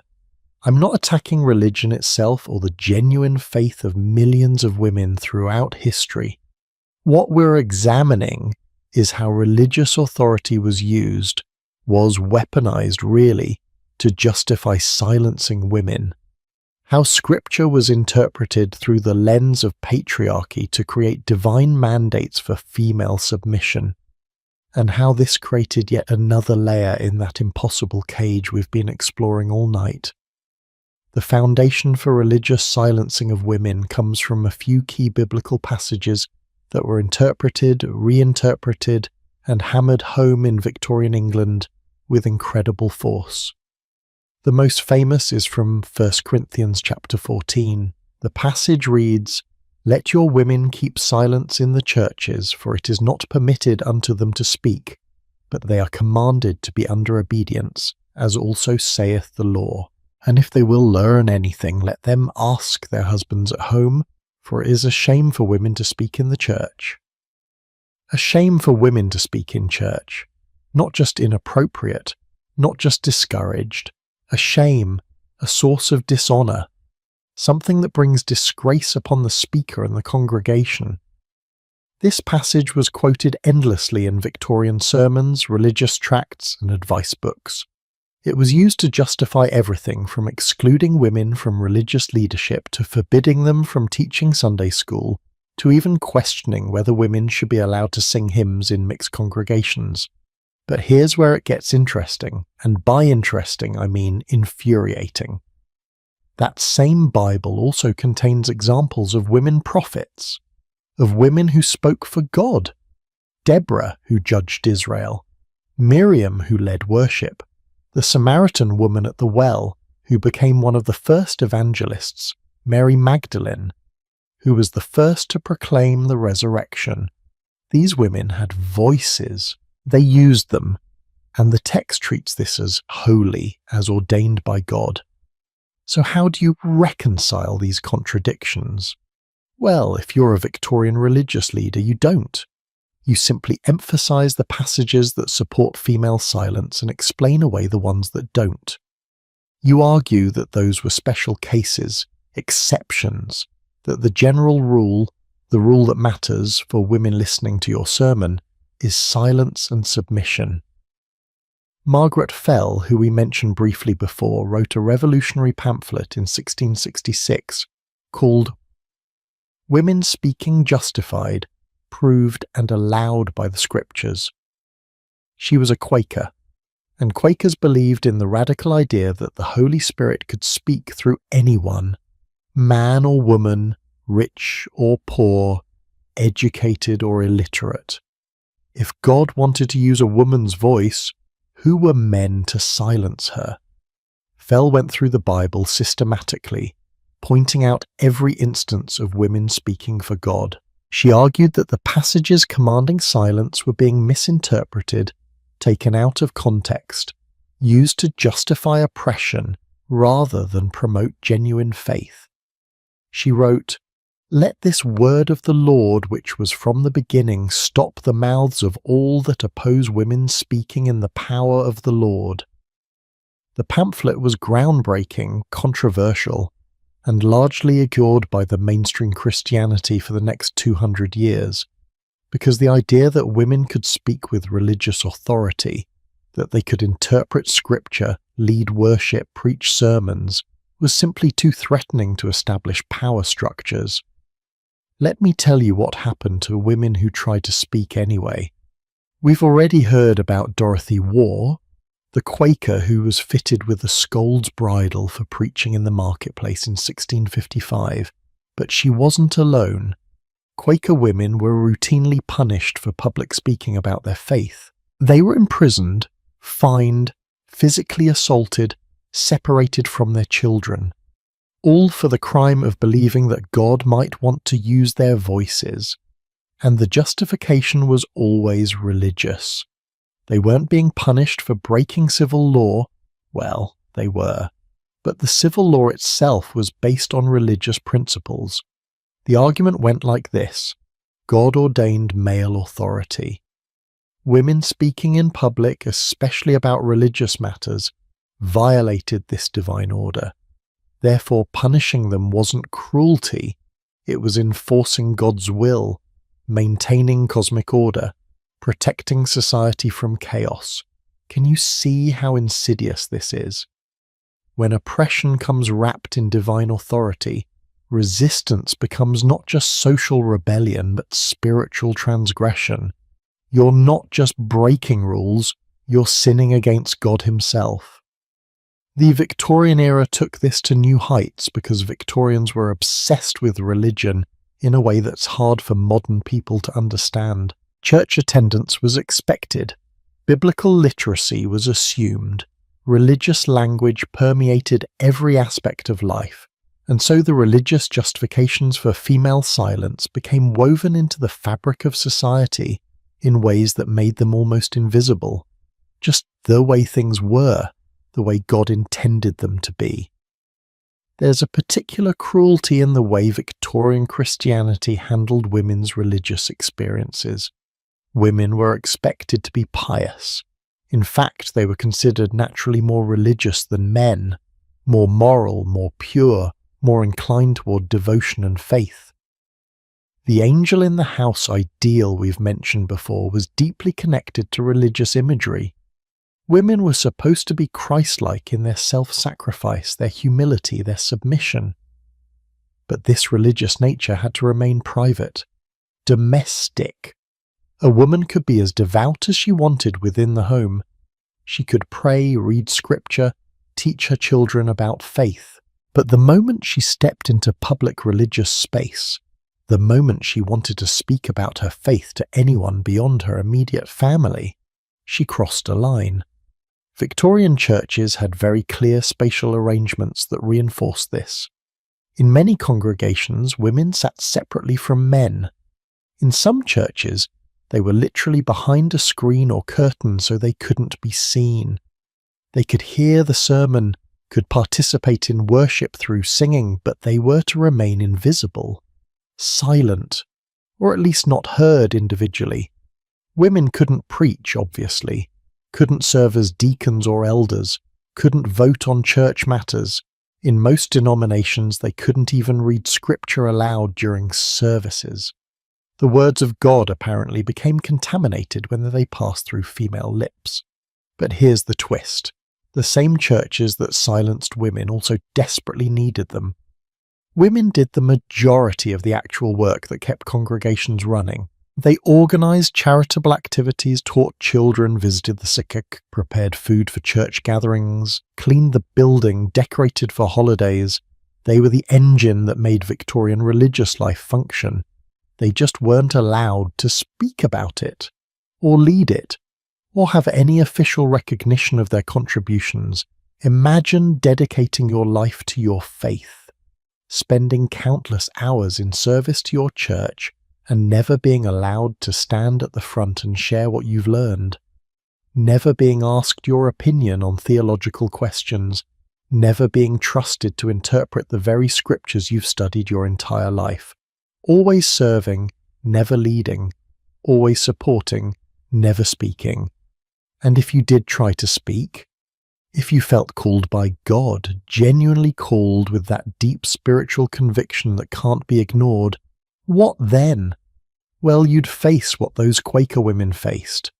Accusations of spiritual pride, suggestions that you were being deceived by Satan, who notoriously worked through women, reminders that Eve's voice had led to humanity's fall. And surely you didn't want to repeat that catastrophe. Concerns about your mental health, because obviously a sane woman wouldn't claim divine authority to speak. The religious justification for silencing women created this perfect circular logic.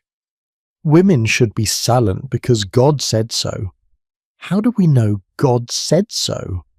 Because men, religious men, educated men, authorized men, interpret Scripture that way. But what if women interpret it differently? Well, women can't be trusted to interpret Scripture because they're supposed to be silent. Round and round, no escape. There's a particular example from Victorian England that illustrates this beautifully and horribly. Catherine Booth, who co-founded the Salvation Army with her husband William in the 1860s, was an extraordinary preacher. People came from miles around to hear her speak. She drew massive crowds. Her sermons were published and widely read. By all accounts, she was more gifted as a preacher than her husband was, but she faced constant criticism from mainstream churches. Male clergy wrote letters to newspapers arguing that her preaching violated scriptural commands, that she was leading her husband astray, that her very success proved something was wrong, because how could a godly woman draw such attention to herself? Catherine fought back.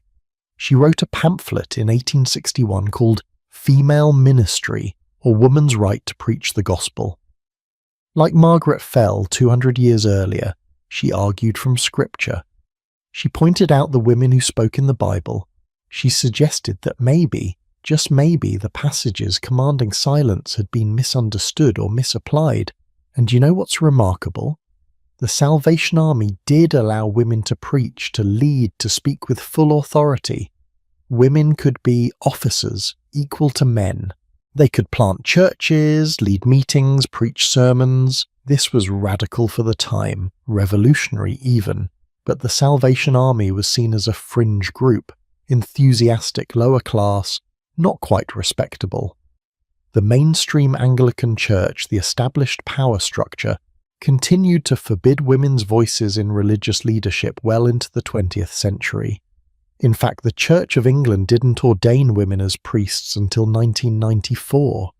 1994, that's only 31 years ago. Some of you listening to this were alive when this happened. Now, let's talk about the particularly nasty intersection of religious silence and that impossible paradox we've been exploring. Because religious women face the same contradictory demands as secular women, but with the added weight of eternal consequences. A religious woman was supposed to be silent in church, yes, but she was also supposed to be joyful in her faith, radiant with inner peace, a living testimony to God's goodness. How exactly do you testify without speaking?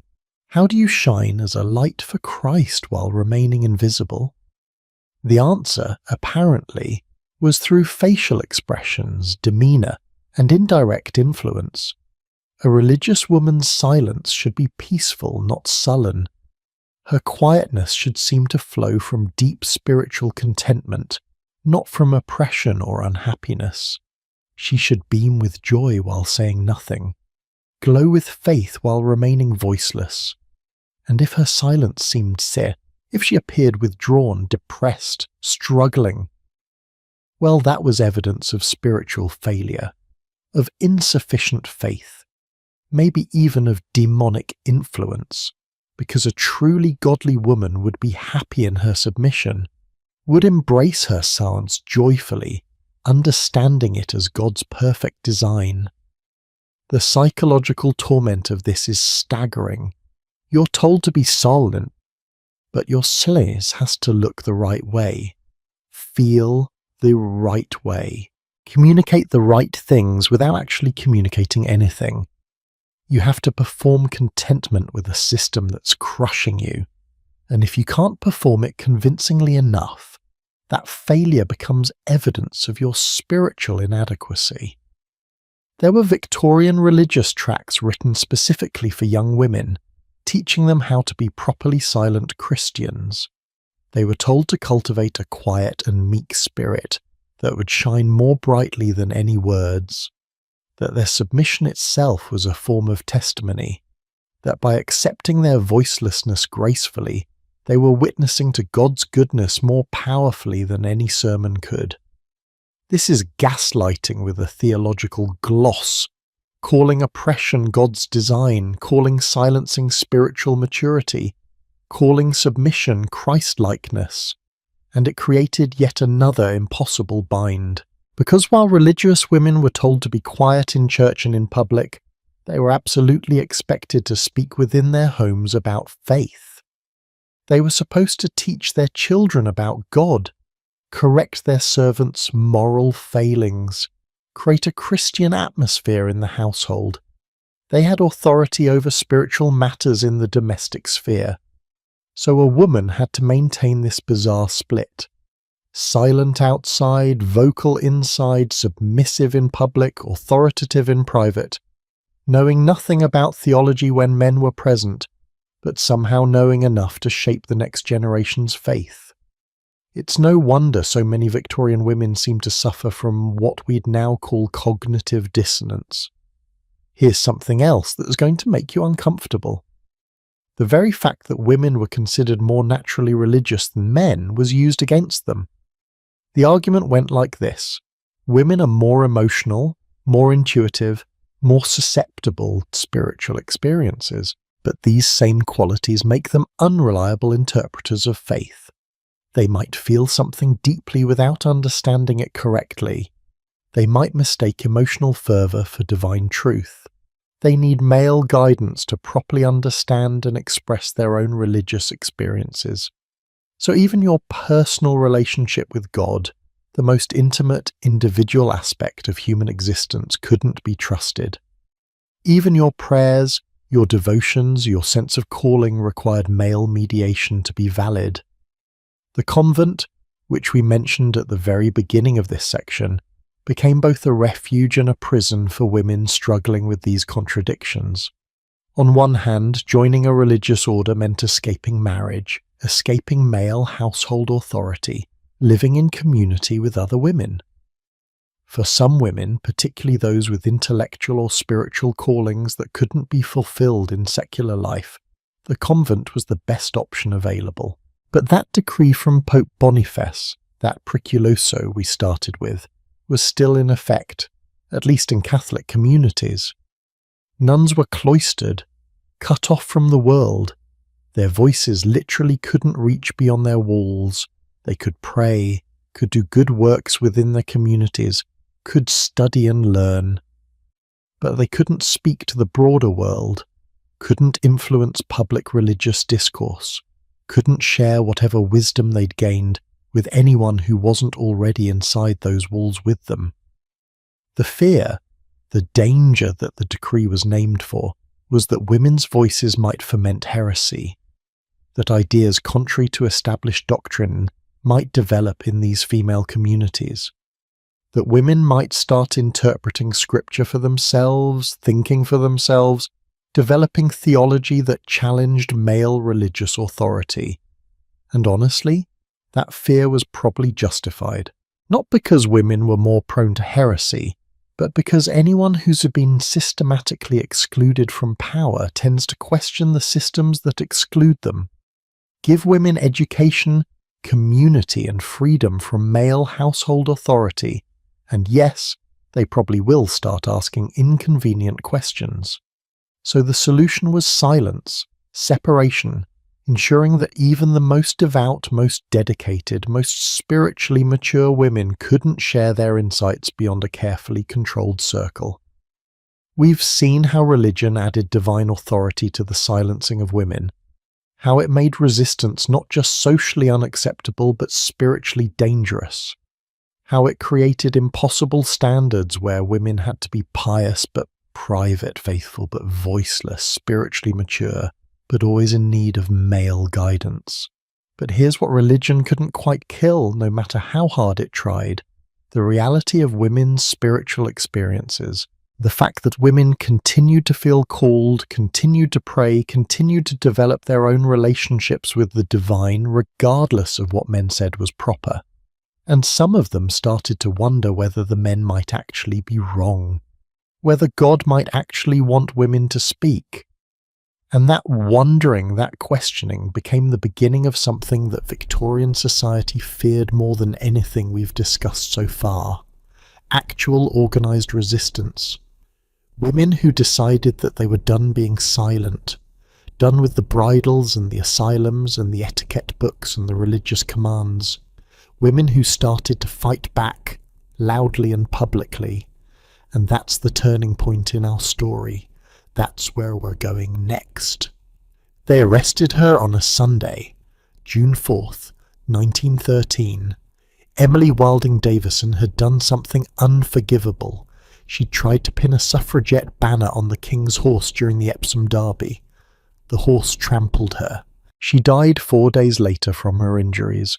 She was 40 years old, a university graduate, a teacher, a militant activist. And in her final act, she did something Victorian society had spent centuries trying to prevent. She made absolutely certain her voice would be heard. Emily's story isn't technically Victorian. King Edward VII had died in 1910, technically ending the Victorian era with his mother's passing 9 years earlier. But the women fighting for suffrage in the early 1900s were battling Victorian ideas, Victorian laws, Victorian beliefs about women's proper place. They were the daughters and granddaughters of women who'd been told to be silent, and they were done being quiet. Tonight we've travelled through the machinery of appearance, the physical torture devices, the medical diagnoses, the social regulations, the literary representations, the religious commands. We've seen how every institution in Victorian society conspired to control women's voices, but machinery, no matter how sophisticated, eventually breaks down when people refuse to cooperate. And that's what happened. Women started refusing, started speaking anyway, started using their voices as weapons against the very systems designed to silence them. Let me take you back a bit earlier to meet some of the women who lit the fuse. Because the resistance didn't start with dramatic public protests. It started in quieter ways, with individual women deciding that enough was enough. We've already met Charlotte Perkins Gilman, who survived the rest cure and then wrote the yellow wallpaper to expose it. That's one form of resistance, taking your experience of oppression and turning it into art that warns others. Using your voice, even if it's through fiction, to say, this happened to me and it was wrong. But there were others. Frances Power Cobb, born in 1822, was a Victorian woman who did something revolutionary. She wrote and published under her own name, not a pseudonym, not by a lady or anonymous, her actual name. And she wrote about things women weren't supposed to discuss: violence against women, legal reform, animal rights, the need for women's education. In 1878, Cobb published an essay called Wife Torture in England. Not domestic discord, not marital difficulties, wife torture. She used the harshest possible language to describe what was happening in Victorian homes. She documented cases of men beating, burning, mutilating their wives. She pointed out that the law gave these men near absolute power over their wives' bodies. And she demanded change. The response from polite society: shock, horror, not at the violence she was exposing, but at the fact that she was speaking about it. This was private family business. Women's suffering in marriage was supposed to be endured quietly, not shouted about in published essays. Cobbo was accused of being vulgar, of having a prurient interest in violence, of damaging women's reputation by suggesting they needed legal protection. But she kept writing, kept speaking, kept demanding that people pay attention to what was happening behind closed doors. And slowly, painfully slowly, some laws began to change. Not because men suddenly developed sympathy, but because women like Cobb made it impossible to ignore the problem. Then there's Josephine Butler, born in 1828, who fought against the Contagious Diseases Acts. laws that allowed police to forcibly examine any woman suspected of prostitution for venereal disease. The acts assumed that women were responsible for spreading disease, while the men who patronized prostitutes faced no consequences at all. Butler spoke publicly about prostitution, about sexual health, about the double standard that punished women for sexual behavior while excusing men. She toured the country giving speeches. She organized other women to protest. She lobbied politicians. She made herself deeply unpopular with respectable society because she refused to shut up about an uncomfortable topic. And here's the thing, both Cobb and Butler were from wealthy, educated backgrounds. They had resources, connections, some degree of social protection. They could afford to be controversial because they weren't going to starve if polite society shunned them. But the willingness to use their privilege to speak for women who couldn't speak for themselves, that mattered. That created space for other voices. Now let's talk about the suffragettes, because they took resistance to a whole new level.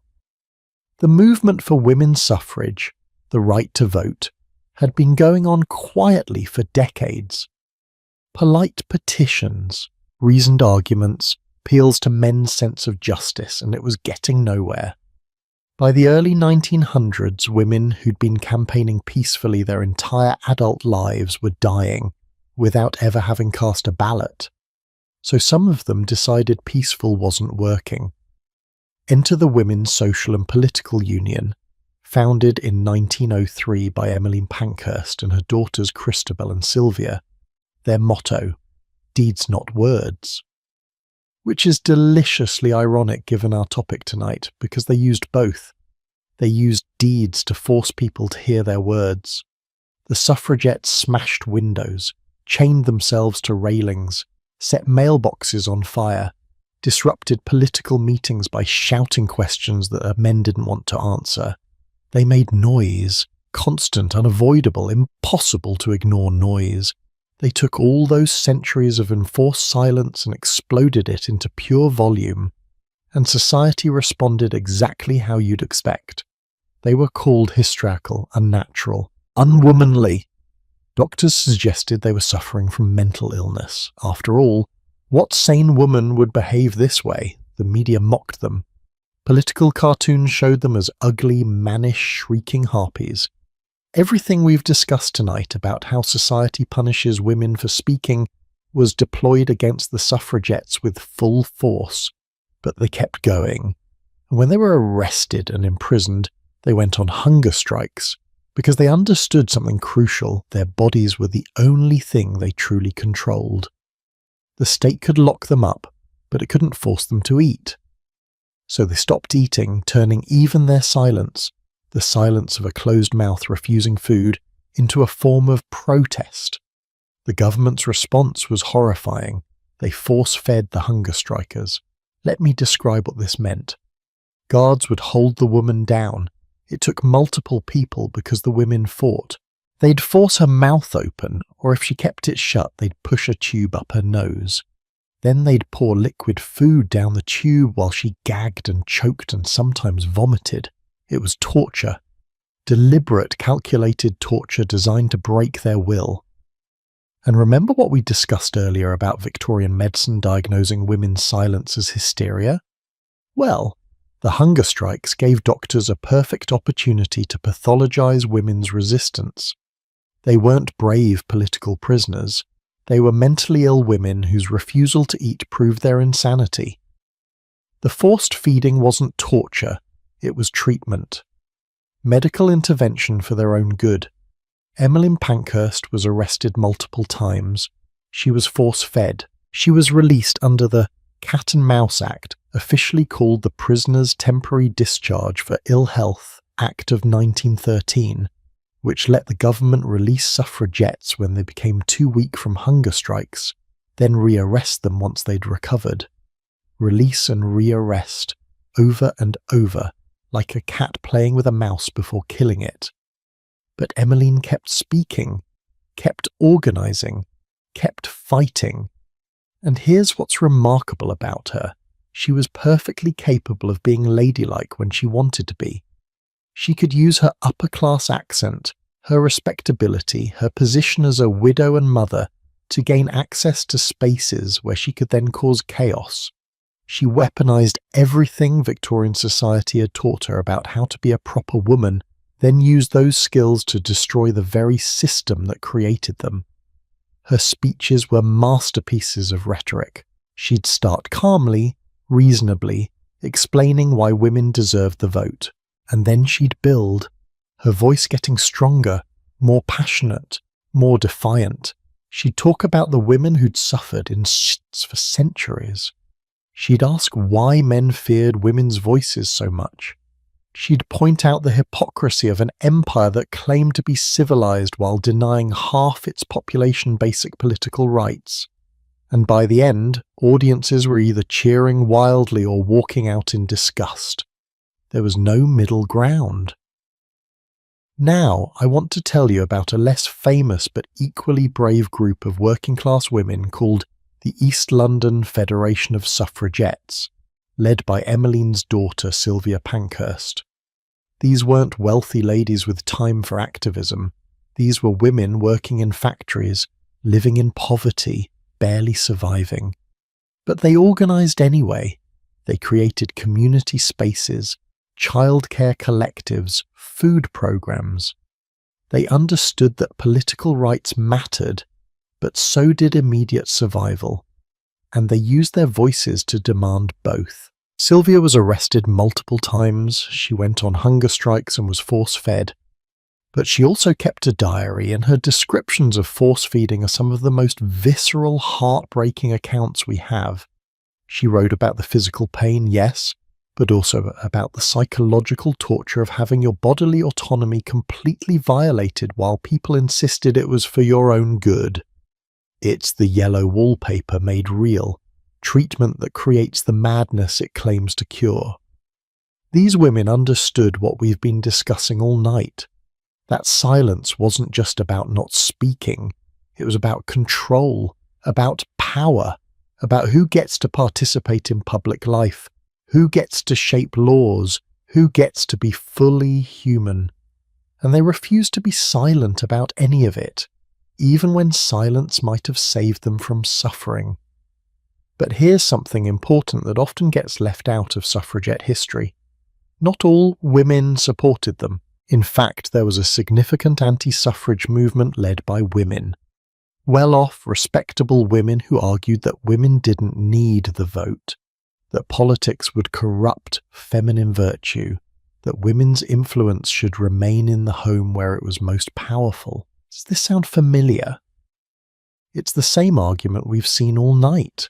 The same claim that women are naturally suited to private life, that their voices are too pure for the rough world of public discourse, that silence and submission are actually forms of power.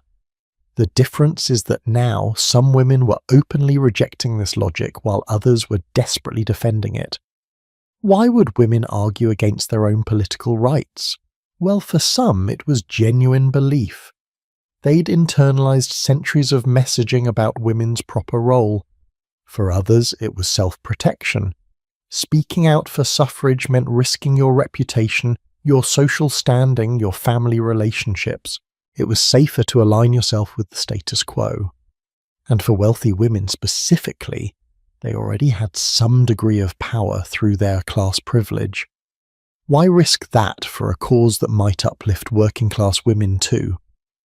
This is the complicated reality of resistance. It's never everyone rising up at once in perfect unity. It's always messy, fractured, with people on all sides claiming to represent what's best for women.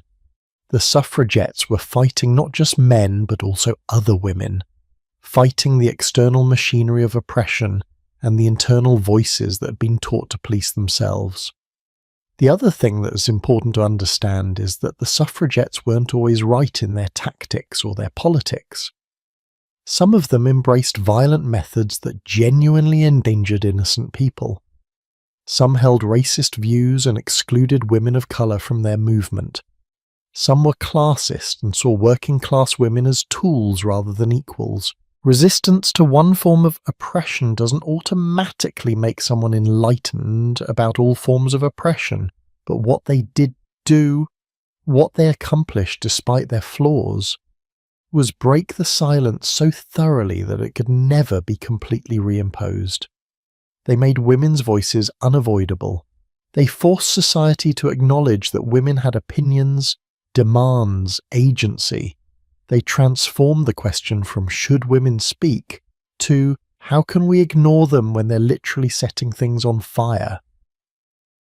In 1918, Britain granted voting rights to women over 30 who met certain property qualifications. Partial victory, not equality. Men could vote at 21 regardless of property. But it was a crack in the wall. And in 1928, 10 years after the first suffragettes died fighting for it, Britain finally granted equal voting rights to women. Emmeline Pankhurst died in 1928, just weeks before the law passed. She never cast a ballot under a system of full equality, but she'd spent 40 years speaking, fighting, refusing to be silenced. And her voice, the voice that polite society had tried so hard to suppress, helped change the world. Here's what I want you to understand about these women. They weren't superhuman.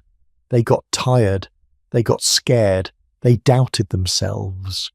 They had moments where shutting up and going home seemed infinitely appealing. But they kept speaking anyway because they understood something fundamental. Silence is never neutral.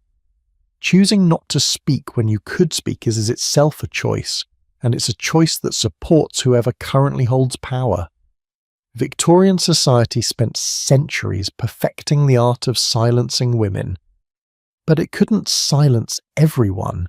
It couldn't kill the impulse to speak, to question, to demand better, and eventually enough women refused to cooperate with their own silencing that the whole system started to crack. But, and this is crucial, the cracks didn't mean the system was destroyed. Even now in the 21st century, we're still dealing with echoes of Victorian silence culture. Women are still interrupted more than men, still told they're too loud, too aggressive, too much, still face violence and punishment for speaking uncomfortable truths. The tools have changed, but the impulse to control women's voices persists, and that's what we need to examine next. How Victorian ideas about silence and women's voices followed us into modernity, how they shape our lives right now, today as you listen to this. The ghosts aren't gone, they've just learned to be quieter, more subtle, more insidious. But once you know what to look for, you'll see them everywhere, and seeing them is the first step to finally exorcising them for good. A woman walks into a meeting at work. She has an idea she wants to share, something she's been thinking about for weeks, researching, refining. She waits for the right moment, opens her mouth to speak, and a male colleague interrupts her mid-sentence. Actually, he says, what we should do is, and proceed to explain essentially her exact idea as if he thought of it himself. The room nods, takes notes. Later he gets credit for her contribution. She sits there, mouth still half open, wondering if she should say something, wondering if anyone else noticed, wondering if maybe she's overreacting. This happened yesterday, or last week, or it'll happen next Tuesday. It's happening right now, somewhere as you listen to this. And it's not an accident. It's not isolated. It's the Victorian silence paradox in modern clothing. The scold's bridle traded for something more subtle but just as effective. We need to talk about how those centuries of silencing women didn't just disappear because laws changed. How the machinery adapted, evolved, learned to hide itself. How you can live in a world with female CEOs and women astronauts and still find yourself unconsciously policing your own voice in ways that would make a Victorian etiquette writer proud. Let's start with something you've probably heard. Don't be hysterical. It's still used today, almost exclusively toward women. When a woman expresses anger, raises her voice, shows strong emotion, someone, often a man but sometimes another woman, will tell her she's being hysterical, overreacting, too emotional, out of control, and there it is. The same diagnosis from 1859, repackaged for 2025. The medical establishment stopped officially recognizing hysteria as a disease in 1980, as we mentioned earlier. But the word survived because it was never really about medicine. It was always about control, about dismissing women's legitimate concerns by pathologizing their emotional responses. Think about what happens when you call someone hysterical. You're not engaging with what they're saying, you're not addressing their argument or their evidence or their concern. You're making the conversation about their delivery instead of their content. You're silencing them by suggesting that their tone disqualifies their message. Sound familiar? It's the etiquette book strategy. You're not wrong because your idea is bad. You're wrong because you didn't present it correctly. And women have internalized this so deeply that we police ourselves before anyone else can. How many times have you started an email with "sorry to bother you," or "I just wanted to," or "this might be a stupid question, but..."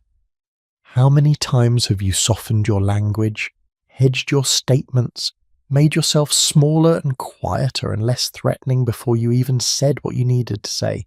There's actually research on this. Linguist Robin Lakoff published a groundbreaking paper in 1973, yes, 1973, which isn't that long ago, documenting what she called women's language. The patterns women use to sound less assertive, hedges, qualifiers, tag questions. I think maybe we could consider, instead of "we should do this," don't you think that's a problem? Instead of "that's a problem." And here's the trap. If you speak this way, you're not taken seriously. You're dismissed as uncertain, lacking confidence. But if you speak directly and assertively the way men are encouraged to speak, you're called aggressive, bossy, a difficult woman. You can't win. The rules are still contradictory, just like those Victorian etiquette books, still designed to ensure that however you speak, it's wrong. Let me tell you about what happened to Dr. Christine Blasey Ford in 2018. She testified before the Senate Judiciary Committee about a sexual assault allegation, and the way she spoke, carefully, precisely, scientifically, with extensive hedging and qualifiers, became a topic of national discussion. Some people praised her for being credible and measured.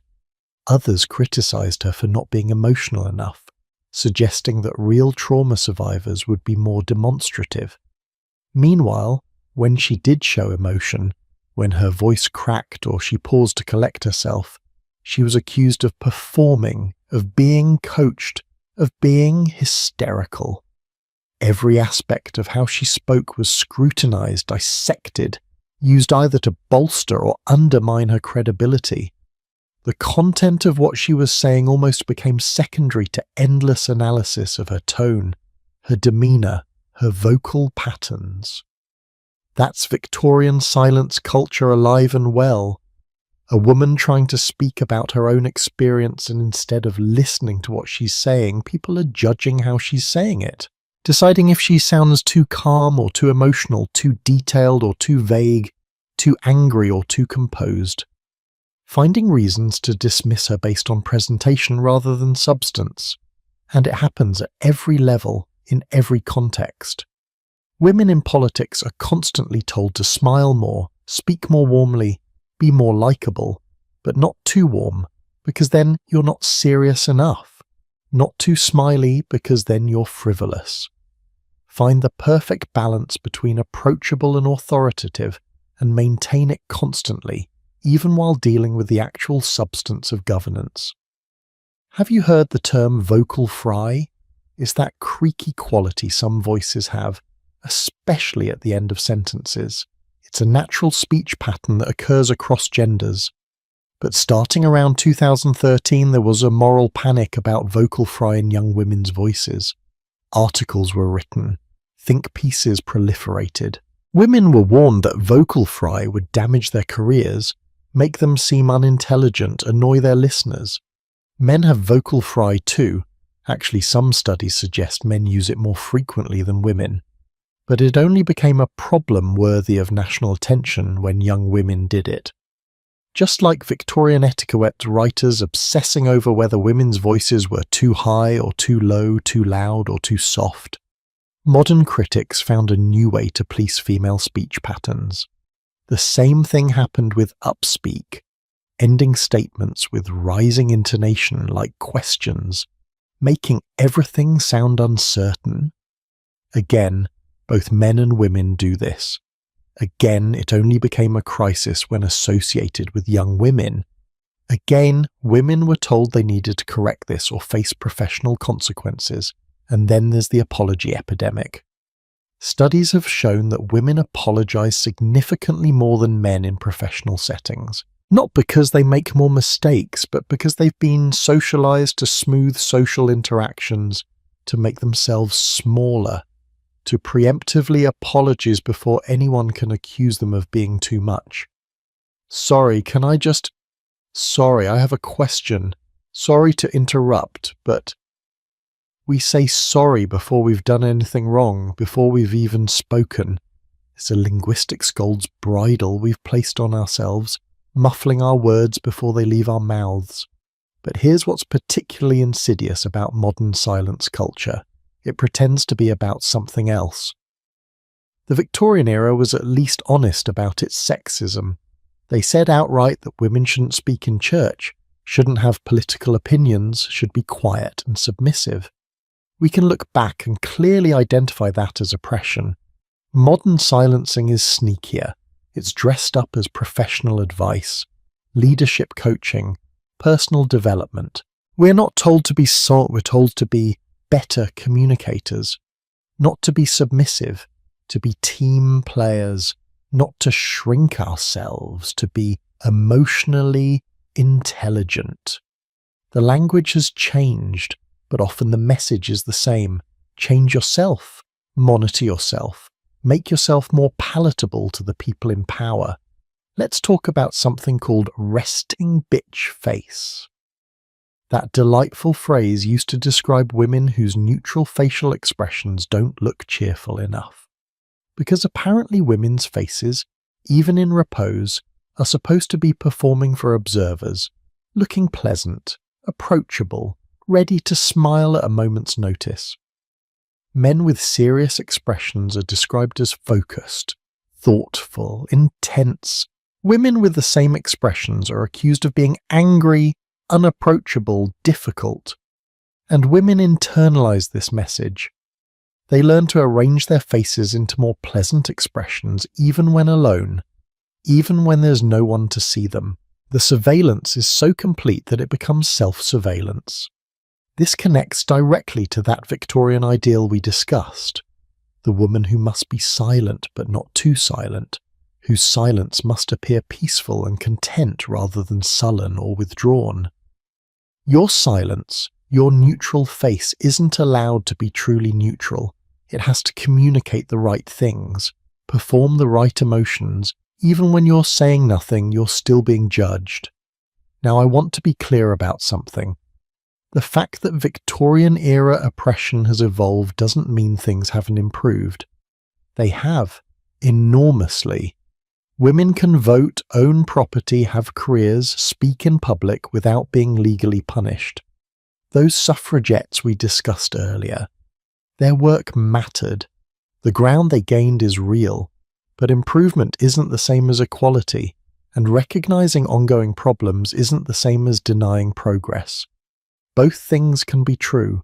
We've come incredibly far, and we still have far to go. The cage is bigger now, the bar's more widely spaced, but it's still a cage if women have to monitor and modify their voices in ways men don't. Here's a modern example that perfectly illustrates the persistence of Victorian thinking. The hashtag #MeToo movement, which went viral in 2017, was about women finally speaking publicly about sexual harassment and assault. Women using their voices to name what had been done to them. to break silence that had protected abusers for generations. And what was one of the most common responses? Why didn't you speak up at the time? As if women hadn't been systematically taught that speaking up about powerful men's bad behavior would destroy their careers, their reputations, their lives. As if centuries of silencing hadn't taught women exactly what happens to those who speak uncomfortable truths. As if Dorothy wore in her scold's bridle wasn't a warning that echoed through time. Women did speak up, over and over throughout history, and they were punished, dismissed, called liars and troublemakers and hysterical. The Me Too movement wasn't women suddenly deciding to speak for the first time. It was women speaking so loudly in such numbers all at once that it became temporarily impossible to ignore or dismiss them all. But even then, even during this moment of mass speaking, women were tone policed, told they were going too far, creating witch hunts, ruining men's lives over minor accusations. The same old song. Women speaking uncomfortable truths are always too loud, too angry, too much, even when they're speaking about their own abuse. Let's talk about the workplace for a moment, because this is where a lot of people experience modern silencing most directly. Studies consistently show that women are interrupted more frequently than the men in meetings, that women's ideas are less likely to be attributed to them, that women face backlash for exhibiting the same leadership behaviours that men are praised for. A woman who's direct and decisive is called abrasive. A woman who's collaborative and inclusive is called weak. A woman who speaks frequently is dominating the conversation. A woman who speaks rarely isn't leadership material. The standards remain impossible, contradictory, designed to ensure that however she performs, someone will find it inadequate. And then there's the double bind of emotion. Men in leadership who show anger are seen as passionate, committed, caring deeply about outcomes. Women who show anger are out of control, unstable, letting their emotions cloud their judgment. But women who don't show emotion are cold, robotic, lacking empathy. You're supposed to have feelings, just the right feelings, expressed in the right way at the right intensity. Good luck figuring out what that means, because it changes depending on who's judging you. There's a phrase that's become popular. Well-behaved women seldom make history. It's meant to be empowering, but think about what it's actually saying. To make history, to matter, to be remembered, women have to misbehave, have to break rules, have to be willing to be called unfeminine, unwomanly, too much. The bar for basic acknowledgement of women's contributions is set at rule-breaking.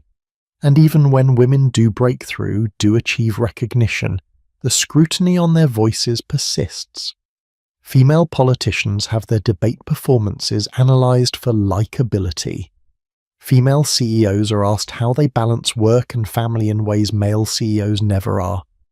Female scientists who advocate for themselves are called self-promoting, while male scientists doing the same thing are called visionaries. Here's something that's going to sound familiar. The expression "bite my tongue" is still in common use. We talked about how it originated from the scold's bridle, from the literal pain of that iron plate pressing on the tongue. And now we use it metaphorically to describe stopping ourselves from saying what we want to say. Choosing silence over speech because speaking would be dangerous, costly, inappropriate. How often have you bitten your tongue, swallowed your response, decided that whatever you wanted to say wasn't worth the consequences of saying it? That's the ghost of Victorian silencing still doing its work. The scold's bridle is gone, but we've learned to bridle ourselves. And it's not just individual interactions, it's structural. Women's voices are underrepresented in media, in technology, in politics, in corporate leadership. Not because women don't have things to say, but because the systems that amplify voices were designed at a time when women weren't supposed to speak, and those systems haven't been fully dismantled. When artificial intelligence is trained on historical text, it learns Victorian attitudes about gender because those attitudes pervade the training data. When algorithms decide which social media post to promote, they often replicate human biases about whose voices matter. When video conferencing software is designed, it's often optimized for deeper voices, making women's voices harder to hear clearly. The technology itself encodes old patterns of silencing. But, and this is important, awareness is the first step to change. The more people understand that these patterns exist, that they're not natural or inevitable, but rather the lingering effects of historical oppression, the more we can consciously work against them. Some organizations are implementing policies like no interrupting rules in meetings, using tools that track who speaks and for how long, making the inequality visible, training managers to recognize their own biases in how they respond to male versus female communication styles. These are small steps, but they're steps. And individually, more women are deciding to stop apologizing for existing, stop hedging their statements, stop waiting for permission to speak, stop modulating their voices to make other people comfortable. It's hard, you're fighting centuries of conditioning, but it's possible. The Victorian silence machine hasn't disappeared, but it's visible now in a way it wasn't before. We can name it, point to it, refuse to cooperate with it, and that matters, because you can't dismantle something till you can see it clearly. We've traced how Victorian silencing evolved into modern form, how it persists in everything from workplace dynamics to linguistic patterns to facial expressions. But there's one more piece of this story we need to explore. One more way the past shapes the present. And that's the question of identity itself. How Victorian ideas about what makes someone a real woman still haunt our understanding of gender, voice, and authenticity. That's where we're heading next, into the complicated intersection of womanhood, voice, and who gets to define both. Consider for a moment what made a woman real in Victorian England. It wasn't just biology, though they certainly thought that mattered. It was performance. A real woman spoke softly, moved gracefully, dressed properly, expressed appropriate emotions in appropriate ways. She performed femininity so convincingly that it seemed natural, effortless, simply who she was.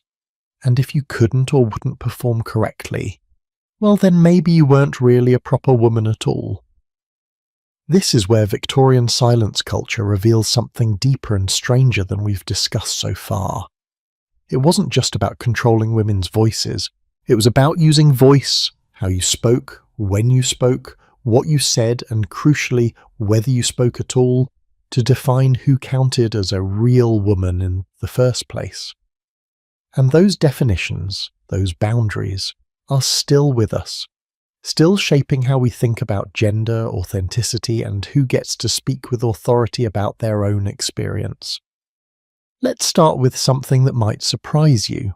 Remember how we talked about Victorian etiquette books teaching women the correct way to speak? Those books didn't just prescribe behaviour, they created a standard by which women were judged as more or less feminine. A woman with a loud voice, a harsh laugh, direct speech patterns, she was considered mannish, unfeminine, not quite woman enough. We saw this in Wilkie Collins's The Woman in White with Marian Halcombe, a character described as having masculine features and assertive speech, making her unsuitable for romantic love despite her intelligence and bravery. Her voice and manner placed her outside the bounds of acceptable femininity. This idea that there's a right way and wrong way to be a woman, and that voice is central to getting it right, runs through everything we've discussed tonight. The Scold's Bridle punished women who spoke in unfeminine ways. Medical diagnoses pathologized women whose silence or speech didn't fit expectations. Etiquette books provided detailed instructions for performing proper womanhood through controlled vocalization. Literature portrayed women who deviated from vocal norms as unnatural, doomed, or pitiable. But here's where it gets really interesting. Victorian culture was simultaneously obsessed with natural femininity. Women were supposed to be naturally gentle, naturally modest, naturally submissive. Their soft voices and quiet demeanours were supposed to be innate, not learned. And yet entire industries existed to teach women how to be properly feminine, how to modulate their voices, control their expressions, regulate their speech. Think about that contradiction. If femininity is natural, why does it require so much instruction? If women are naturally quiet and gentle, why do you need guidebooks and punishment devices to ensure their quietness?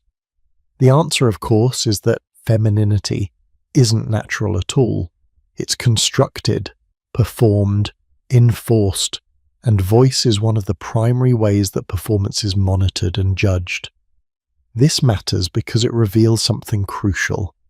The Victorian anxiety about women's silence wasn't just about control for control's sake. It was about maintaining clear boundaries between masculine and feminine. Men were supposed to be loud, assertive, dominant in speech. Women were supposed to be quiet, deferential, supportive. These weren't just behavioural preferences.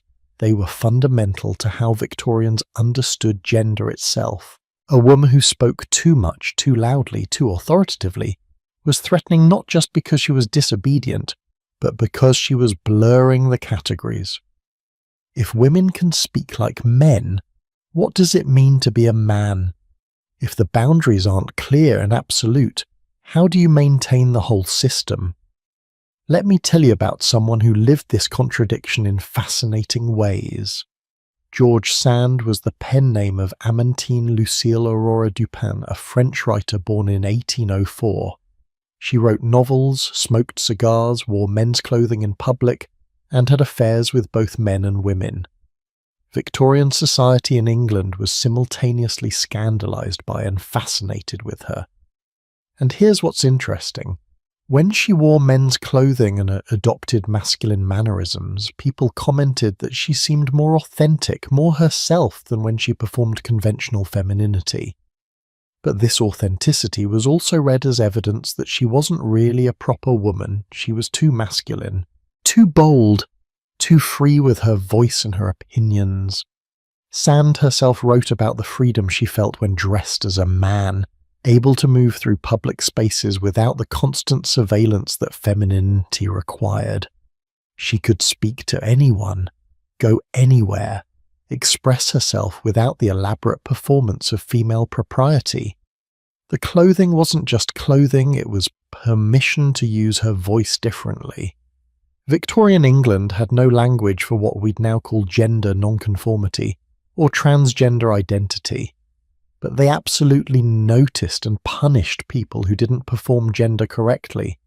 And voice, speech patterns, tone, assertiveness, the very act of speaking or staying silent, was central to that judgment. Women who spoke in traditionally masculine ways were masculinized regardless of their biological sex or how they identified. And this masculinization was used to dismiss them. Well, of course she's arguing for women's rights. She's practically a man herself. It was a way of saying the only women who want equality are women who aren't really women, so real women don't need to worry about it. This logic persists today. Women in leadership, in politics, in any traditionally male domain, are often described in masculinized terms. Iron Lady, Ballbuster, one of the boys. It's supposedly a compliment. You're tough enough to hang with the men, but it's also a diminishment. It suggests you've had to give up your womanhood to gain power. That authentic femininity and authority are incompatible. Now, let's talk about something that's going to make you uncomfortable. Victorian society used voice to police not just gender, but also race and class. The properly feminine voice they prescribed was specifically an upper-class, white English voice.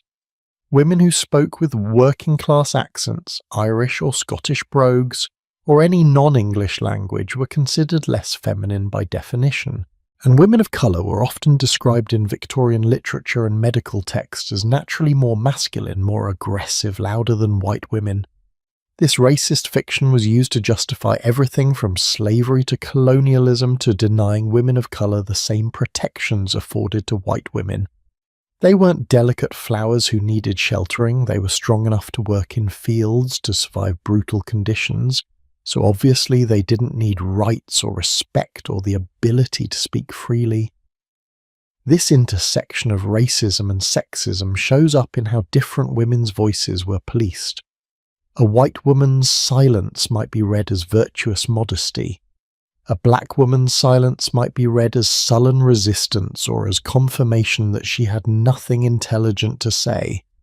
A white woman's speech might be corrected and refined. A black woman's speech might be mocked or dismissed entirely as unworthy of attention. The suffragette movement we discussed earlier. It was predominantly white and often explicitly racist. Many suffragettes argued that white women should get the vote specifically to counter the votes of black men. They used the same logic Victorian society used about proper feminine silence, suggesting that some women, white women, were naturally more deserving of voice and political power than others. Sojourner Truth, born into slavery around 1797, gave her famous "Ain't I a Woman" speech at a women's rights convention in 1851. She pointed out the hypocrisy directly. White men said women were too delicate for political rights, needed to be helped into carriages and protected from hardship, but enslaved women like her had ploughed fields, borne children without medical care, been beaten and sold. Where was the concern for their delicacy? Where was their protection? Her speech used her voice, her actual experience, her lived reality, to challenge both the racism of the abolitionist movement and the sexism of society at large. She spoke truth, loudly and clearly, and many white suffragettes were uncomfortable with her presence, worried she'd make their movement look too radical. That phrase, "Ain't I a woman?" is a direct challenge to the Victorian definition of womanhood. It asks, who decides what counts as feminine? Who gets to define what a real woman sounds like, looks like, acts like, and what happens to women who don't fit that narrow definition? These questions matter because they're still with us. Trans women today face scrutiny over their voices in ways that echo Victorian anxiety about proper femininity. They're told their voices are too deep, too masculine, that they need to train themselves to speak in higher registers with different speech patterns to be really women. The message is the same. There's a correct way to sound female, and if you don't sound that way naturally, you're suspect. And women with deeper voices, with more assertive speech patterns, with accents or dialects that don't match whatever culture deems properly feminine, they all face versions of this judgment. You don't sound like a woman should sound, so maybe you're not woman enough. Maybe you're trying too hard or not trying hard enough. Maybe you're inauthentic in some fundamental way. The cruelty here is obvious, but there's also something darkly funny about the whole enterprise. Because if you actually look at real women, women throughout history across cultures of all races and classes and backgrounds, you'll find enormous diversity in how they speak. Some are loud, some are quiet, some are assertive, some are gentle, some have deep voices, some have high ones. The common thread isn't how they sound, it's that they're all women. But Victorian culture couldn't accept that diversity. It needed clear boundaries, definable categories, rules that could be written down and enforced. So it created this narrow definition of feminine voice and then insisted that was natural, universal, inherent to womanhood itself. When women didn't fit, because of course millions of women didn't fit, they were pathologized, punished, or pushed to the margins. Here's something fascinating. In the early 20th century, as women gained more rights and entered public life in greater numbers, there was a panic about masculine women. Doctors wrote concerned articles about women who wore shorter hair, more comfortable clothes, and spoke more assertively. They worried these women were rejecting their biological destiny, that they were trying to become men. The concern wasn't really about clothing or hairstyles, it was about power. Women were claiming the right to speak with authority, to take up space, to use their voices in ways previously reserved for men, and society responded by suggesting these weren't real women, they were gender traitors, betraying their essential femininity by refusing to be quiet. We see echoes of this in every generation. In the 1920s, flappers who smoked and drank and spoke freely were masculinized. In the 1960s and 70s, second-wave feminists were called man-haters and accused of wanting to be men. In the 1990s and 2000s, women in business were warned not to be too aggressive, too masculine, to remember to bring their feminine qualities to leadership. And today we have the same conversation with slightly different vocabulary. Women are told to lean in, but not too far, to be confident but not cocky, to speak up but not dominate, to be authentic but only an authenticity that makes other people comfortable, only a version of yourself that fits within acceptable bounds of what a woman should be. The question of who counts as a real woman has always been political. It's always been about power. Who has it? Who wants it? Who's trying to keep it? And voice has always been central to that determination. The woman who speaks with authority threatens the system not just by what she says, but by the very fact that she's saying it. She's demonstrating that women can do what they've been told they can't do, be what they've been told they can't be. And that's why the silencing has been so persistent, so elaborate, so multifaceted.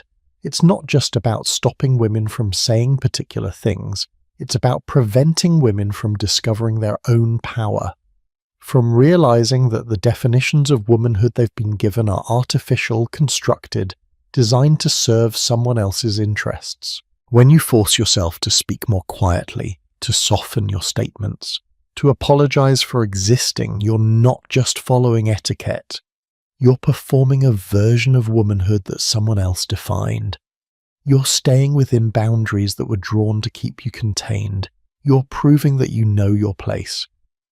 And when you refuse, when you speak anyway, loudly if necessary, without apology, without softening, you're not just being rude or difficult or aggressive. You're challenging the fundamental categories. You're suggesting that womanhood is bigger, broader, more diverse than the narrow Victorian ideal, that there are many ways to be a woman and all of them are legitimate. This is why the conversation about voice and gender and authenticity matters, because until we fully dismantle the Victorian idea that there's only one correct way to be a woman, one proper voice, one acceptable volume, one legitimate way of speaking, we'll keep policing ourselves and each other. Keep trying to fit into boxes that were never designed to hold real, complex, diverse human beings. The good news, the boxes are breaking. More people are recognizing that gender is performed, that the rules are arbitrary, that diversity isn't deviation, it's simply reality. More people are using their voices however feels authentic to them, regardless of whether it matches some Victorian etiquette writer's prescription. But the ghosts are still here, still whispering that you're too loud, too quiet, too much, not enough, still suggesting that if you just modified your voice a little, softened your tone, hedged your statements, apologized more, you'd be acceptable, lovable, safe. And that brings us to the heart of everything we've explored tonight. What does it cost to be safe? What do you lose when you trade authenticity for acceptability? What parts of yourself get left behind when you learn to speak in someone else's voice? These aren't just historical questions. They're immediate, personal, urgent, and understanding where these pressures come from, understanding the centuries of conditioning, The institutional machinery, the Victorian roots of modern silencing, is the first step to deciding whether you want to keep cooperating with your own diminishment. That choice, that decision, is what we need to explore in our final chapters. Because the story doesn't end with understanding the problem, it ends with deciding what you're going to do about it. There's a moment that happens, and maybe you've experienced it. You're in a conversation, and you suddenly hear yourself apologizing for the third time in 2 minutes. Or you catch yourself making your voice smaller, softer, less certain than you actually feel. Or you swallow something you wanted to say because it might sound too aggressive, too demanding, too much. And in that moment, you have a choice. You can keep doing it, the safe choice, the one that's been working well enough, the path of least resistance. Or you can stop. Can decide consciously that maybe you're done performing for an audience that will never be satisfied anyway. That moment, that choice, is where all the history we've explored tonight becomes personal. Because understanding Victorian silence culture, tracing its evolution, recognizing its persistence in modern life, none of that matters unless it changes something. Unless it gives you permission to make different choices, unless it frees you from rules you never agreed to follow in the first place. So let's talk about what comes after understanding. Let's talk about what you actually do with this knowledge. How you live differently, speak differently, exist differently in a world still haunted by Victorian ghosts. And let me be clear from the start, this isn't going to be a simple prescription. There's no 5-step program to undo centuries of conditioning. What I'm offering instead is something more valuable: permission to experiment, to try on different ways of using your voice and see what fits, to fail sometimes and try again, to be messy and imperfect while you figure out who you are when you're not performing for anyone else. Let's start with something practical and immediate. That habit of apologizing unnecessarily. You know the one, sorry, quick question, sorry to bother you, but every one of those sorries is a small act of self-diminishment, a preemptive apology for taking up space, using your voice, existing in a way that might inconvenience someone else. Here's an experiment you can try right now, today, in your very next conversation. Before you say sorry, pause for 1 second and ask yourself, what am I actually apologizing for? Did I do something wrong? Did I cause harm? Or am I just about to speak? And I've been taught that speaking requires an apology. If it's the latter, if you're apologizing for existing essentially, try replacing it with something else. Excuse me when you genuinely need someone's attention. Thank you for your time when you're asking for something, or sometimes nothing at all. Just start with what you want to say. I have a question. I'd like to add something. Here's my thought on this. No apology required. It's going to feel strange at first, maybe even rude.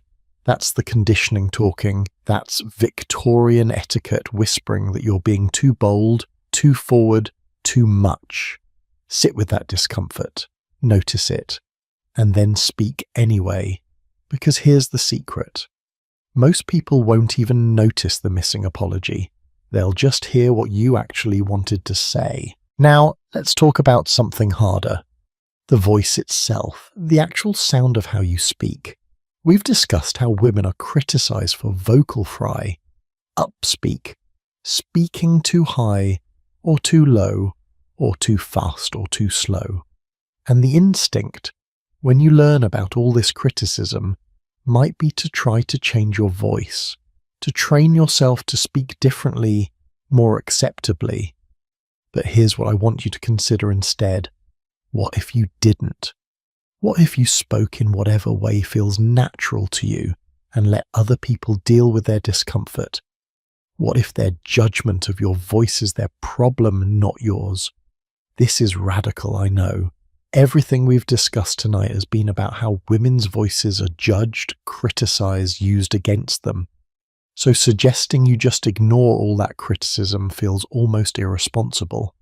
Like telling you to walk into traffic because cars shouldn't hit pedestrians. Technically true, but not very practical, so let me nuance this. In situations where you have power, where you're relatively safe from serious consequences, among friends, with family, in casual social settings, experiment with not modifying your voice, with letting your natural patterns emerge, with saying like if that's how you talk, with vocal fray if that's how your voice sounds, with speaking loudly if you have things to say and you want people to hear them. Notice what happens. Notice if the sky actually falls, or if mostly people just keep listening to your words. Notice if you feel more comfortable, more yourself, more authentic when you are not constantly monitoring your speech patterns. And in situations where the stakes are higher, job interviews, important presentations, contexts where you're already disadvantaged, do what you need to do to survive. Code switch if that's necessary. Modify your speech if that keeps you safe or gets you hired or protects you in some material way. There is no virtue in martyring yourself to prove a point, but even in those high-stakes situations, you can make small choices. You can refuse to smile constantly, can let your resting face be actually restful instead of performing pleasant approachability, can say I instead of we when talking about your own accomplishments, can state your qualifications confidently without hedging or minimizing, small acts of resistance, small refusals to perform femininity exactly as prescribed. They add up, they change how you think about yourself. And collectively, when lots of women make these small refusals, they change the culture. Let me tell you about something that happened in 2015. A group of women in tech started using the hashtag #just to highlight how often they and other women use that word unnecessarily. I just wanted to check in, just wondering if, just thought I'd mention. That word just is a minimizer. It makes what you're saying smaller, less important, less demanding, it's linguistic self-shrinking. So these women started noticing it, started editing it out of their emails, started catching themselves before saying it in meetings, and they wrote about the experience, how difficult it was at first, how naked it felt to make direct requests without that cushioning word, but also how empowering it became, how much clearer their communication was, how much more seriously people seemed to take them. That's one small specific thing you can do. Find your just, find your sorry, find whatever word or phrase you use habitually to make yourself smaller, and experiment with leaving it out. See what happens, see how it feels. Now let's talk about something more complex, the burden of other people's emotions. Women are socialized to be responsible for everyone else's comfort, to smooth over awkward moments, to diffuse tension with laughter or agreement, to never let a conversation get too uncomfortable, even when discussing something that should be uncomfortable. This shows up in how we use our voices. We laugh when things aren't funny to ease social tension. We agree when we actually disagree to avoid conflict. We change the subject when conversations get intense, because we feel responsible for maintaining pleasant group dynamics. What if you didn't? What if you let awkward pauses be awkward? What if you said, I disagree, and then just sat with the discomfort that creates? What if you let other people manage their own emotional reactions to your words instead of preemptively managing those reactions for them? This is perhaps the hardest shift to make because it feels unkind. We've been taught that being a good person means being accommodating, means using our voices to make other people feel comfortable. But there's a difference between kindness and self-erasure, between consideration and silence. You can be kind while still saying difficult things. You can be considerate while still disagreeing. You can maintain relationships while still having boundaries. It's just that doing so requires other people to also be kind and considerate and willing to handle discomfort. And if they're not, If they require your constant emotional labor to maintain the relationship, then maybe the relationship isn't as mutual as you thought. Here's a concrete example. Someone makes a joke that's sexist or racist or otherwise problematic. Everyone laughs. You have a choice. You can laugh too, adding your voice to the consensus, keeping the mood light, or you can not laugh, can sit there in obvious non-laughter, can maybe say something like, "I don't think that's funny," or "That's actually kind of offensive." The room will get uncomfortable. People will probably get defensive. You might be accused of being too sensitive, too serious, unable to take a joke. This is the social cost of using your voice to challenge consensus. This is why so many women choose silence or complicit laughter. But here's what else happens. You've drawn a boundary. You've said with your voice or your silence that certain things aren't okay with you. And now people know, and they have to decide whether to respect that boundary or not. And that decision tells you important information about who they are. You're using your voice or your deliberate withholding of voice as a sorting mechanism to identify who's safe and who's not, who respects you and who requires your compliance. That information is valuable. It's worth the discomfort of acquiring it. Now I want to address something important. Everything I'm saying right now assumes a certain amount of privilege and safety. The ability to speak up, to stop apologizing, to let other people be uncomfortable. These are options that not everyone has equally. Women of color face additional penalties for not performing acceptability correctly. Trans women face unique scrutiny. Women in vulnerable economic situations can't always afford to be perceived as difficult. So when I talk about making different choices about voice, I'm not suggesting everyone should make the same choices in the same ways. I'm suggesting you look at your own situation, your own privilege, your own vulnerabilities, your own risk tolerance, and make conscious, intentional choices rather than unconscious, conditioned ones. Maybe for you, the radical act is speaking up once this week where you would have stayed silent. Not all the time, not in every situation, just once. Maybe it's editing one email to remove all the justs and sorries before sending it. Maybe it's having one difficult conversation you've been avoiding. Maybe it's saying no without explanation or apology to one request that you don't actually want to fulfill. Small acts, conscious choices, building slowly toward a different way of existing in the world. And here's something important. You're going to fail sometimes. You're going to catch yourself mid-apology.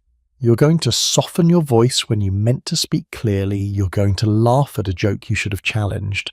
That's not weakness. That's not failure. That's just what change looks like. Messy, inconsistent, 2 steps forward and 1 step back. The goal isn't perfection. The goal is consciousness, awareness, intentionality. The goal is choosing how you use your voice rather than letting centuries of conditioning choose for you. Let me share something personal. I've spent tonight telling you all these stories, analysing all this history, explaining all these patterns, and even as I do it, I'm monitoring my own voice, making sure I don't sound too academic or too casual, too assertive or too tentative, wondering if I'm being clear enough or going too long, or striking the right balance of serious and accessible. The conditioning runs deep, even when you know exactly where it comes from and why it exists, but knowing helps. Understanding the machinery makes it easier to see when you're caught in the gears. And sometimes, just sometimes, you can step aside, can speak without the constant self-monitoring, can use your voice in whatever way feels true without worrying whether it's acceptable.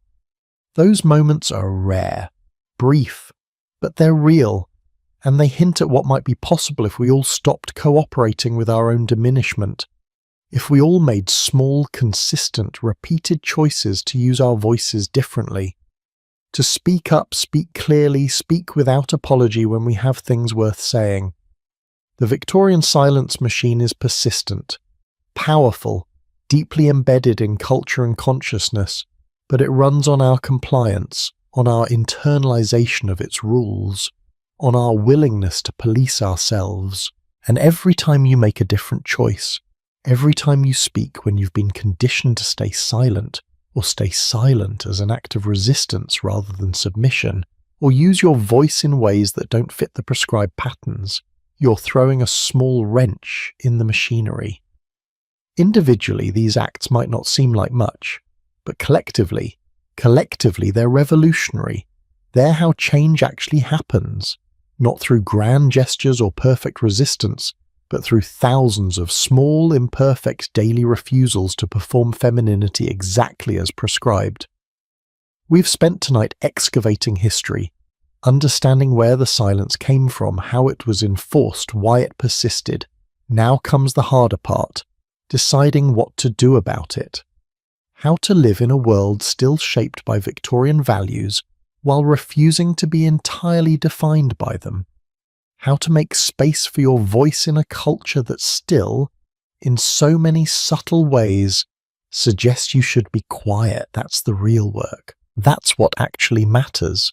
And that's where we're going next, into the heart of what it means to reclaim your voice in a world that never wanted you to have one in the first place. What does your voice sound like when no one's listening? Not the voice you use in meetings or at parties or when you're trying to make a good impression. Not the carefully modulated, socially acceptable version. But the voice that emerges when you're alone, talking to yourself, singing in the car, reading aloud to a pet or a plant or just the empty air. That voice, unmonitored, unperformed, unpoliced, that's the one we need to talk about. Because reclaiming your voice isn't really about learning new communication techniques or memorizing better comebacks. It's about remembering who you are when you're not performing for anyone, and then having the courage to let that person speak even when people are watching. Tonight we've journeyed through centuries of silencing. We've seen the mechanisms, understood the motivations, traced the persistence of Victorian ideas into modern life. We've talked about small acts of resistance, practical strategies, conscious choices, but now we need to go deeper. We need to talk about what happens when you stop asking permission to exist, when you stop waiting for the world to be ready for your voice, when you decide that your own truth is more important than other people's comfort. This is scary territory. I'm not going to pretend otherwise, because we're not talking about editing emails anymore, or reducing how often you say sorry. We're talking about fundamental shifts in how you understand yourself and your place in the world. We're talking about breaking agreements you didn't know you'd made. We're talking about disappointing people who've come to expect your silence or your compliance or your perpetual willingness to shrink. Let me tell you about a concept that's going to sound strange at first. Poet Audre Lorde, a black lesbian feminist who lived from 1934 to 1992, wrote an essay in 1977 called The Transformation of Silence into Language and Action. In it, she talks about how remaining silent when you have something to say is itself a form of action. It's not neutral. It's not safe. Silence protects no one, she argued. It only protects the status quo. She wrote this while dealing with cancer, facing her own mortality, realizing that all the things she'd left unsaid weren't protecting her from danger. They were just ensuring she'd die without having fully lived. And she made a decision. She decided that speaking, even when it was terrifying, even when it might cost her relationships or safety or acceptance, was better than carrying her truths to the grave unspoken. Lorde wrote, "I was going to die, if not sooner then later, whether or not I had ever spoken myself. My silences had not protected me. Your silence will not protect you." Let that sink in for a moment. Your silence will not protect you. All those times you didn't speak up, didn't challenge, didn't assert yourself, they didn't make you safer. They just made you smaller. Now, Lorde was speaking from a particular position. A black woman, a lesbian, someone multiply marginalized who had very real reasons to be afraid of speaking. If she could decide that silence wasn't protection, that speaking was necessary despite the risks, what does that mean for those of us with more privilege? What does it mean for those of us who've been silent not because we feared for our lives, but because we feared being thought difficult or aggressive or too much? Here's what I think it means. It means we've been overestimating the costs of speaking and underestimating the costs of silence. We've been so focused on what might happen if we use our voices, rejection, conflict, disapproval, that we haven't fully reckoned with what definitely happens when we don't, which is that we disappear. We become strangers to ourselves. We lose track of what we actually think and feel because we've spent so much energy monitoring what we're allowed to express. Let me give you a different kind of example. Virginia Woolf, writing in 1929, created this concept she called the angel in the house in an essay titled Professions for Women. She described this phantom that haunted her whenever she tried to write, a spectre of perfect Victorian womanhood who whispered that she should be sympathetic, charming, unselfish, and above all never have the mind or wish of her own. Woolf wrote, "Had I not killed her, she would have killed me. She would have plucked the heart out of my writing." And then she describes the act of killing this angel, this internalized voice of feminine propriety, as absolutely necessary for her survival as a writer and as a person. She had to kill the part of herself that was constantly asking, "What will people think?" and "Am I being too bold?" and "Shouldn't I soften this?" That killing, that deliberate murder of the performative self, is what we're talking about now, not the gentle adjustments from the last section, not the small acts of resistance, but the wholesale refusal to perform femininity as you've been taught it. The decision to excavate your actual voice from under layers of conditioning and let it speak, whatever it sounds like. This is terrifying because you don't actually know what's under there. You've been performing for so long that you might have lost track of what's authentic and what's learned behavior. When you stop apologizing reflexively, stop softening your statements automatically, stop monitoring your tone constantly, what's left? Who are you without all that? The answer is you'll have to find out. And finding out requires experimentation, requires risk, requires being willing to make mistakes and say things you'll later wish you'd said differently. It requires being willing to be disliked by people who preferred the performed version of you. Let me share something personal that might help. There was a period in my life when I realized I'd become fluent in multiple versions of myself. Professional me spoke one way, family me spoke another. Friend group me had different speech patterns. Social media me was carefully curated for maximum likability, and I was good at this, really good. I could code switch seamlessly between contexts, always presenting whichever version of myself seemed most appropriate. But somewhere in maintaining all these versions, I'd lost track of the original. I couldn't remember what I actually thought about things versus what I thought I should think. Couldn't remember what my voice sounded like when I wasn't adapting it to my audience, and that realization was devastating. I'd become so skilled at performance that I'd erased myself. The process of recovering my voice, my actual voice, not any of the performed versions, was messy and uncomfortable, and is honestly still ongoing. It required saying things and then realizing I didn't mean them the way I said them. Required hurting people's feelings not through malice but through clumsy honesty. Required being more vulnerable and less polished than any of my performed selves would have allowed. But it also meant that when I spoke I meant it. That my words weren't just socially appropriate sounds but actual representations of my thoughts. That I was building genuine relationships with people who knew the real me, not just people who liked whichever version I'd presented them. This is what reclaiming your voice actually looks like. It's not glamorous. It's not a montage of empowering speeches and standing ovations. It's stumbling, uncertain, sometimes painful process of peeling back layers of conditioning and discovering what's underneath. And sometimes what's underneath isn't pretty or likable or socially appropriate. Sometimes it's angry. Sometimes it's messy. Sometimes it's inconvenient for everyone around you. And you have to decide if that's okay. If being genuinely yourself is worth the social costs of no longer being who people expected you to be. Here's the thing no one tells you about reclaiming your voice. People will try to take it back.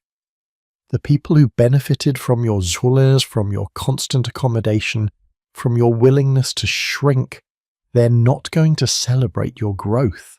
They're going to call it change, and not the good kind. They're going to suggest you've become difficult, aggressive, not like yourself. They're going to weaponize your past performance against your current authenticity.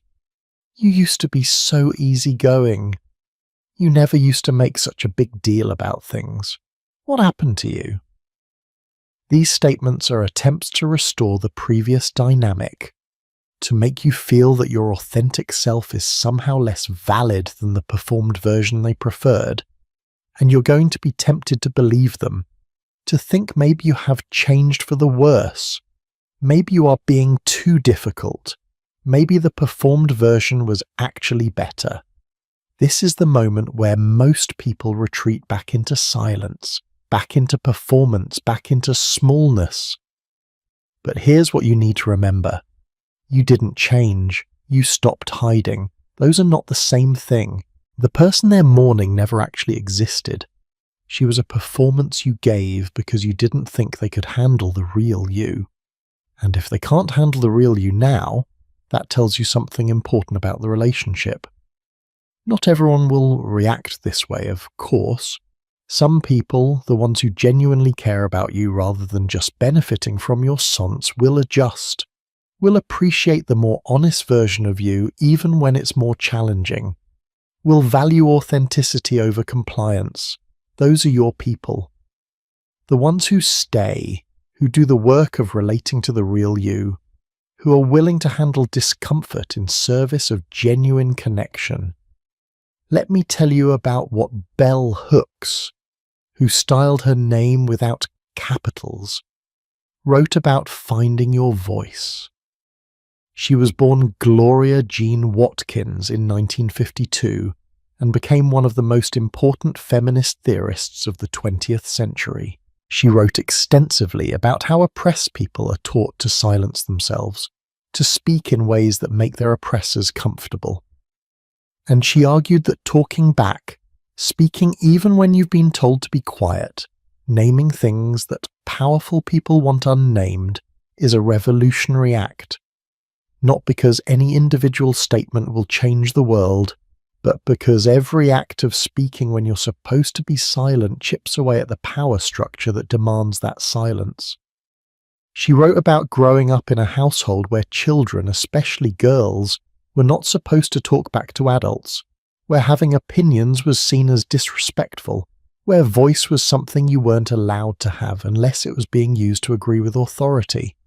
And she talked about the process of finding her voice despite that, of learning to speak even when it was dangerous, even when it came with costs.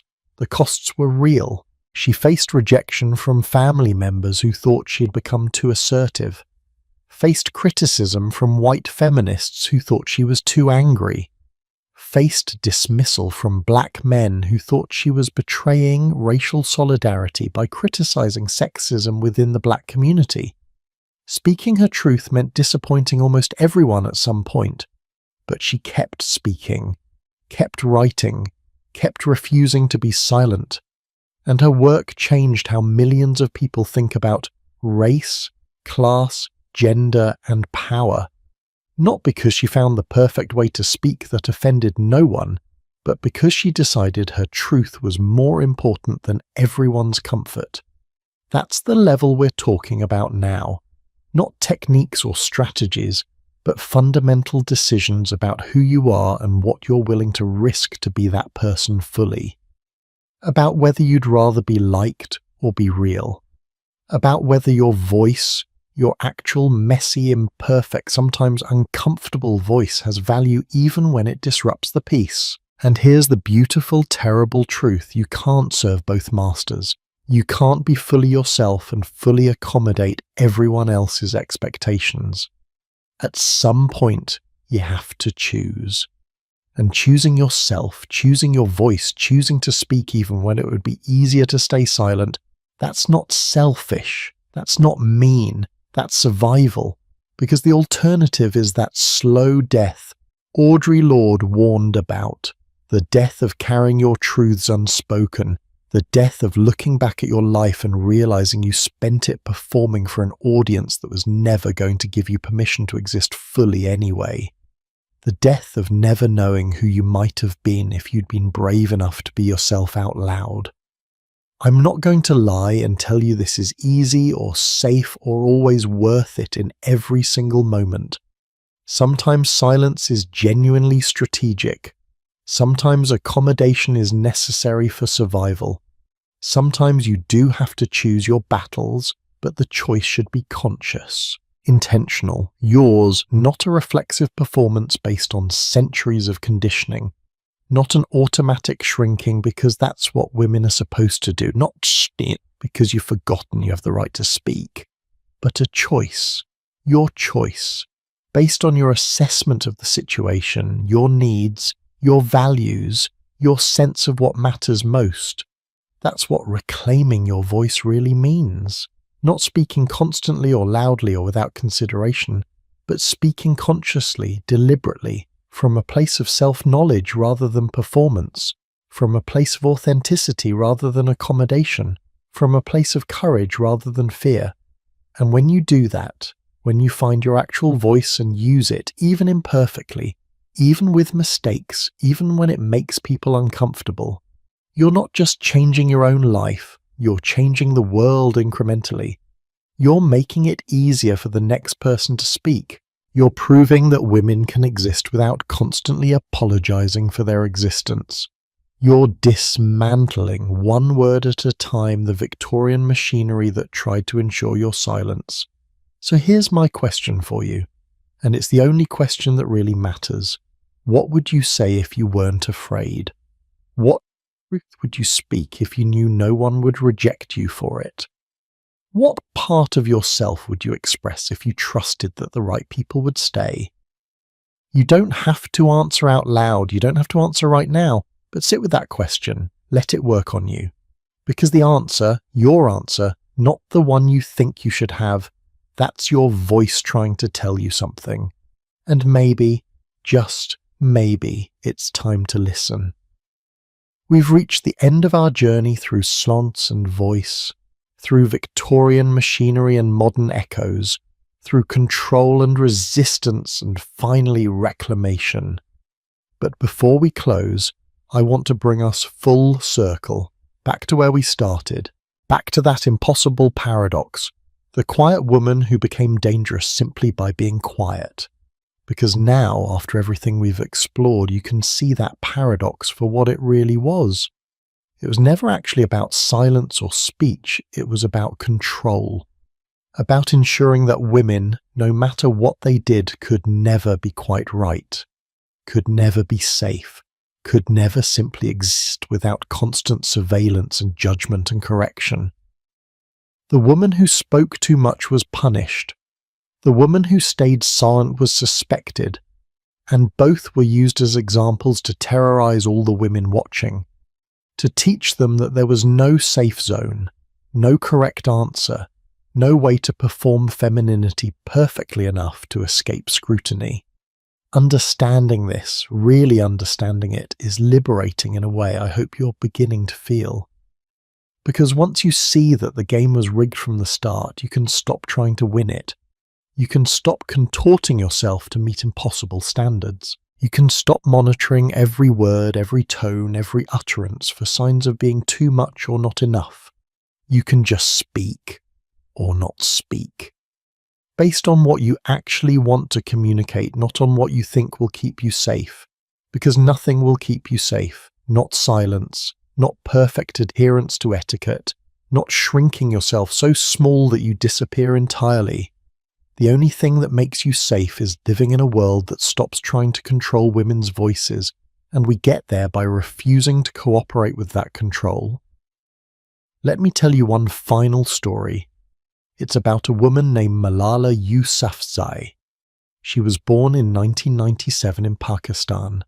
When she was 15 years old, she was shot in the head by the Taliban for the crime of advocating for girls' education, for using her voice to say that girls should be allowed to learn, to speak, to participate in public life. They shot her because her voice was dangerous. Because a girl speaking about her right to education threatened their entire system of control, they tried to silence her permanently. She survived, and she kept speaking. At age 17, she became the youngest person ever to win the Nobel Peace Prize. She's written books, given speeches around the world, founded organizations dedicated to girls' education. Her voice now reaches millions.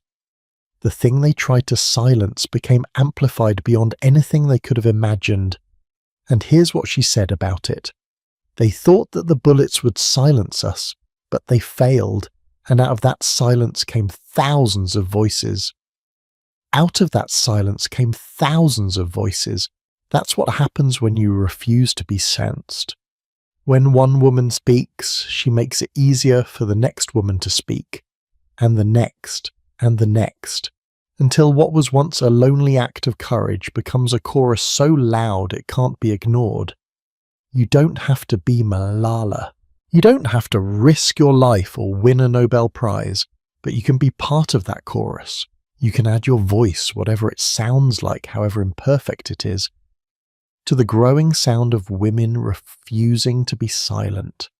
Every time you speak up in a meeting, every time you stop apologizing for existing, every time you let an awkward moment be awkward instead of smoothing it over, every time you say no without explanation, every time you use your authentic voice instead of your performed one, you're part of that chorus. You're dismantling the machinery one small act at a time. And yes, it's work. It's uncomfortable. It's ongoing. There's no moment where you've arrived at perfect vocal authenticity and never have to think about it again. You'll catch yourself apologizing unnecessarily for the rest of your life. You'll have moments of doubt. You'll sometimes choose silence when you wish you'd spoken, or speak when you wish you'd stayed quiet. That's human. That's normal. That's fine. The point isn't perfection. The point is consciousness, awareness, choice. The point is that you understand now where all those voices in your head come from. The ones telling you to be quiet, be nice, don't make waves, don't be too much. You understand they're not your voices. They're echoes of Victorian etiquette writers and doctors with scolds' bridles and religious leaders proclaiming divine commands and every person throughout history who benefited from women's silence. And understanding that means you can talk back to those voices, can say, I see you, I know where you came from, and I'm not listening to you anymore. Can choose differently, can experiment with being yourself out loud and see what happens. Some of you listening to this are going to wake up in the morning and start implementing changes immediately. You're going to edit your emails, stop apologizing, speak up more. That's wonderful, do it. Some of you are going to sit with this information for a while, let it percolate, maybe make small changes over time. That's wonderful too. There's no timeline, no wrong pace. And some of you might not change anything externally at all, but something internal will have shifted. You'll hear yourself apologizing and notice it, even if you still do it. You'll recognize the performance even as you perform it. And that awareness, that consciousness is valuable too. It's the seed from which change grows, if and when you're ready. Wherever you are, whatever choices you make, I want you to know something. Your voice matters. Not because of how you use it, not because of what you accomplish with it, but simply because it's yours. You have the right to exist fully, loudly, quietly, messily, imperfectly. In whatever way feels true to you. That right doesn't need to be earned. It doesn't depend on perfect performance. It exists simply because you exist. The Victorian silence machine tried to convince women otherwise, tried to suggest that the right to speak had to be earned through good behaviour, through quietness, through submission, through performing femininity correctly. And when that performance was impossible, when the standards were designed to be unachievable, women internalized the message that they simply didn't deserve to be heard. But you do deserve to be heard, not because you're special or exceptional or have something uniquely important to say, though you might be all those things, but because you're human. Because having a voice and using it is part of what makes us human. Because silence that's imposed rather than chosen is a form of death, however subtle. Tonight we've travelled together through physical torture and medical pathologizing and social control and religious justification and literary representation. We've seen how thoroughly, how systematically, how persistently Victorian society worked to silence women, and we've traced how those patterns persist, evolved but recognisable, into our modern world. But we've also seen resistance. Charlotte Perkins Gilman writing The Yellow Wallpaper, the suffragettes setting fires and going on hunger strikes, Audre Lorde choosing to speak despite the risks, Bell Hooks talking back, every woman throughout history who looked at the machinery designed to silence her and said, "No, I'm going to speak anyway." You're part of that lineage now, whether you knew it before tonight or not. Whether you choose to actively resist or simply to be more conscious of the pressures you face, you're part of the long, ongoing story of women finding their voices despite everything designed to ensure their silence. And that story isn't over. It continues with you, with your choices, with your voice, however you choose to use it or not use it, with your refusal to accept that silence and speech are the only options, that maybe sometimes the radical act is choosing consciously, intentionally, powerfully, rather than reacting from conditioning.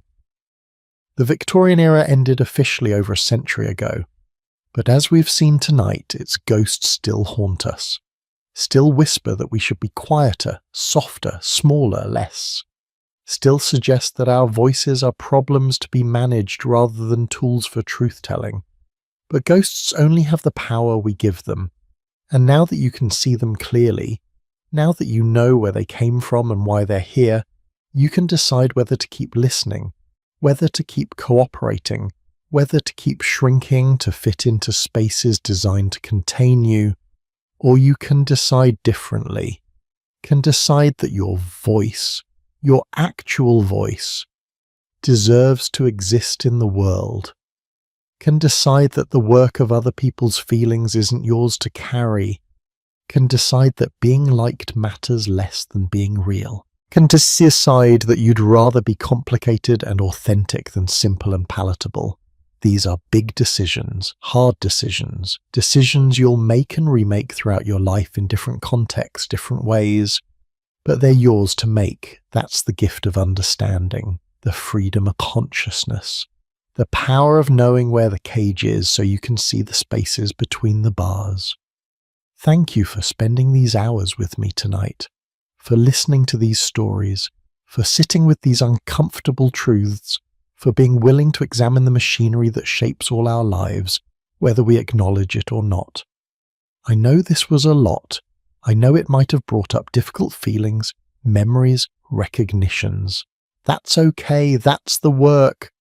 That discomfort is your consciousness expanding, your awareness growing, your relationship with your own voice shifting into something more intentional. Take what serves you from tonight and leave the rest. Let this information settle. See what bubbles up in the days and weeks ahead.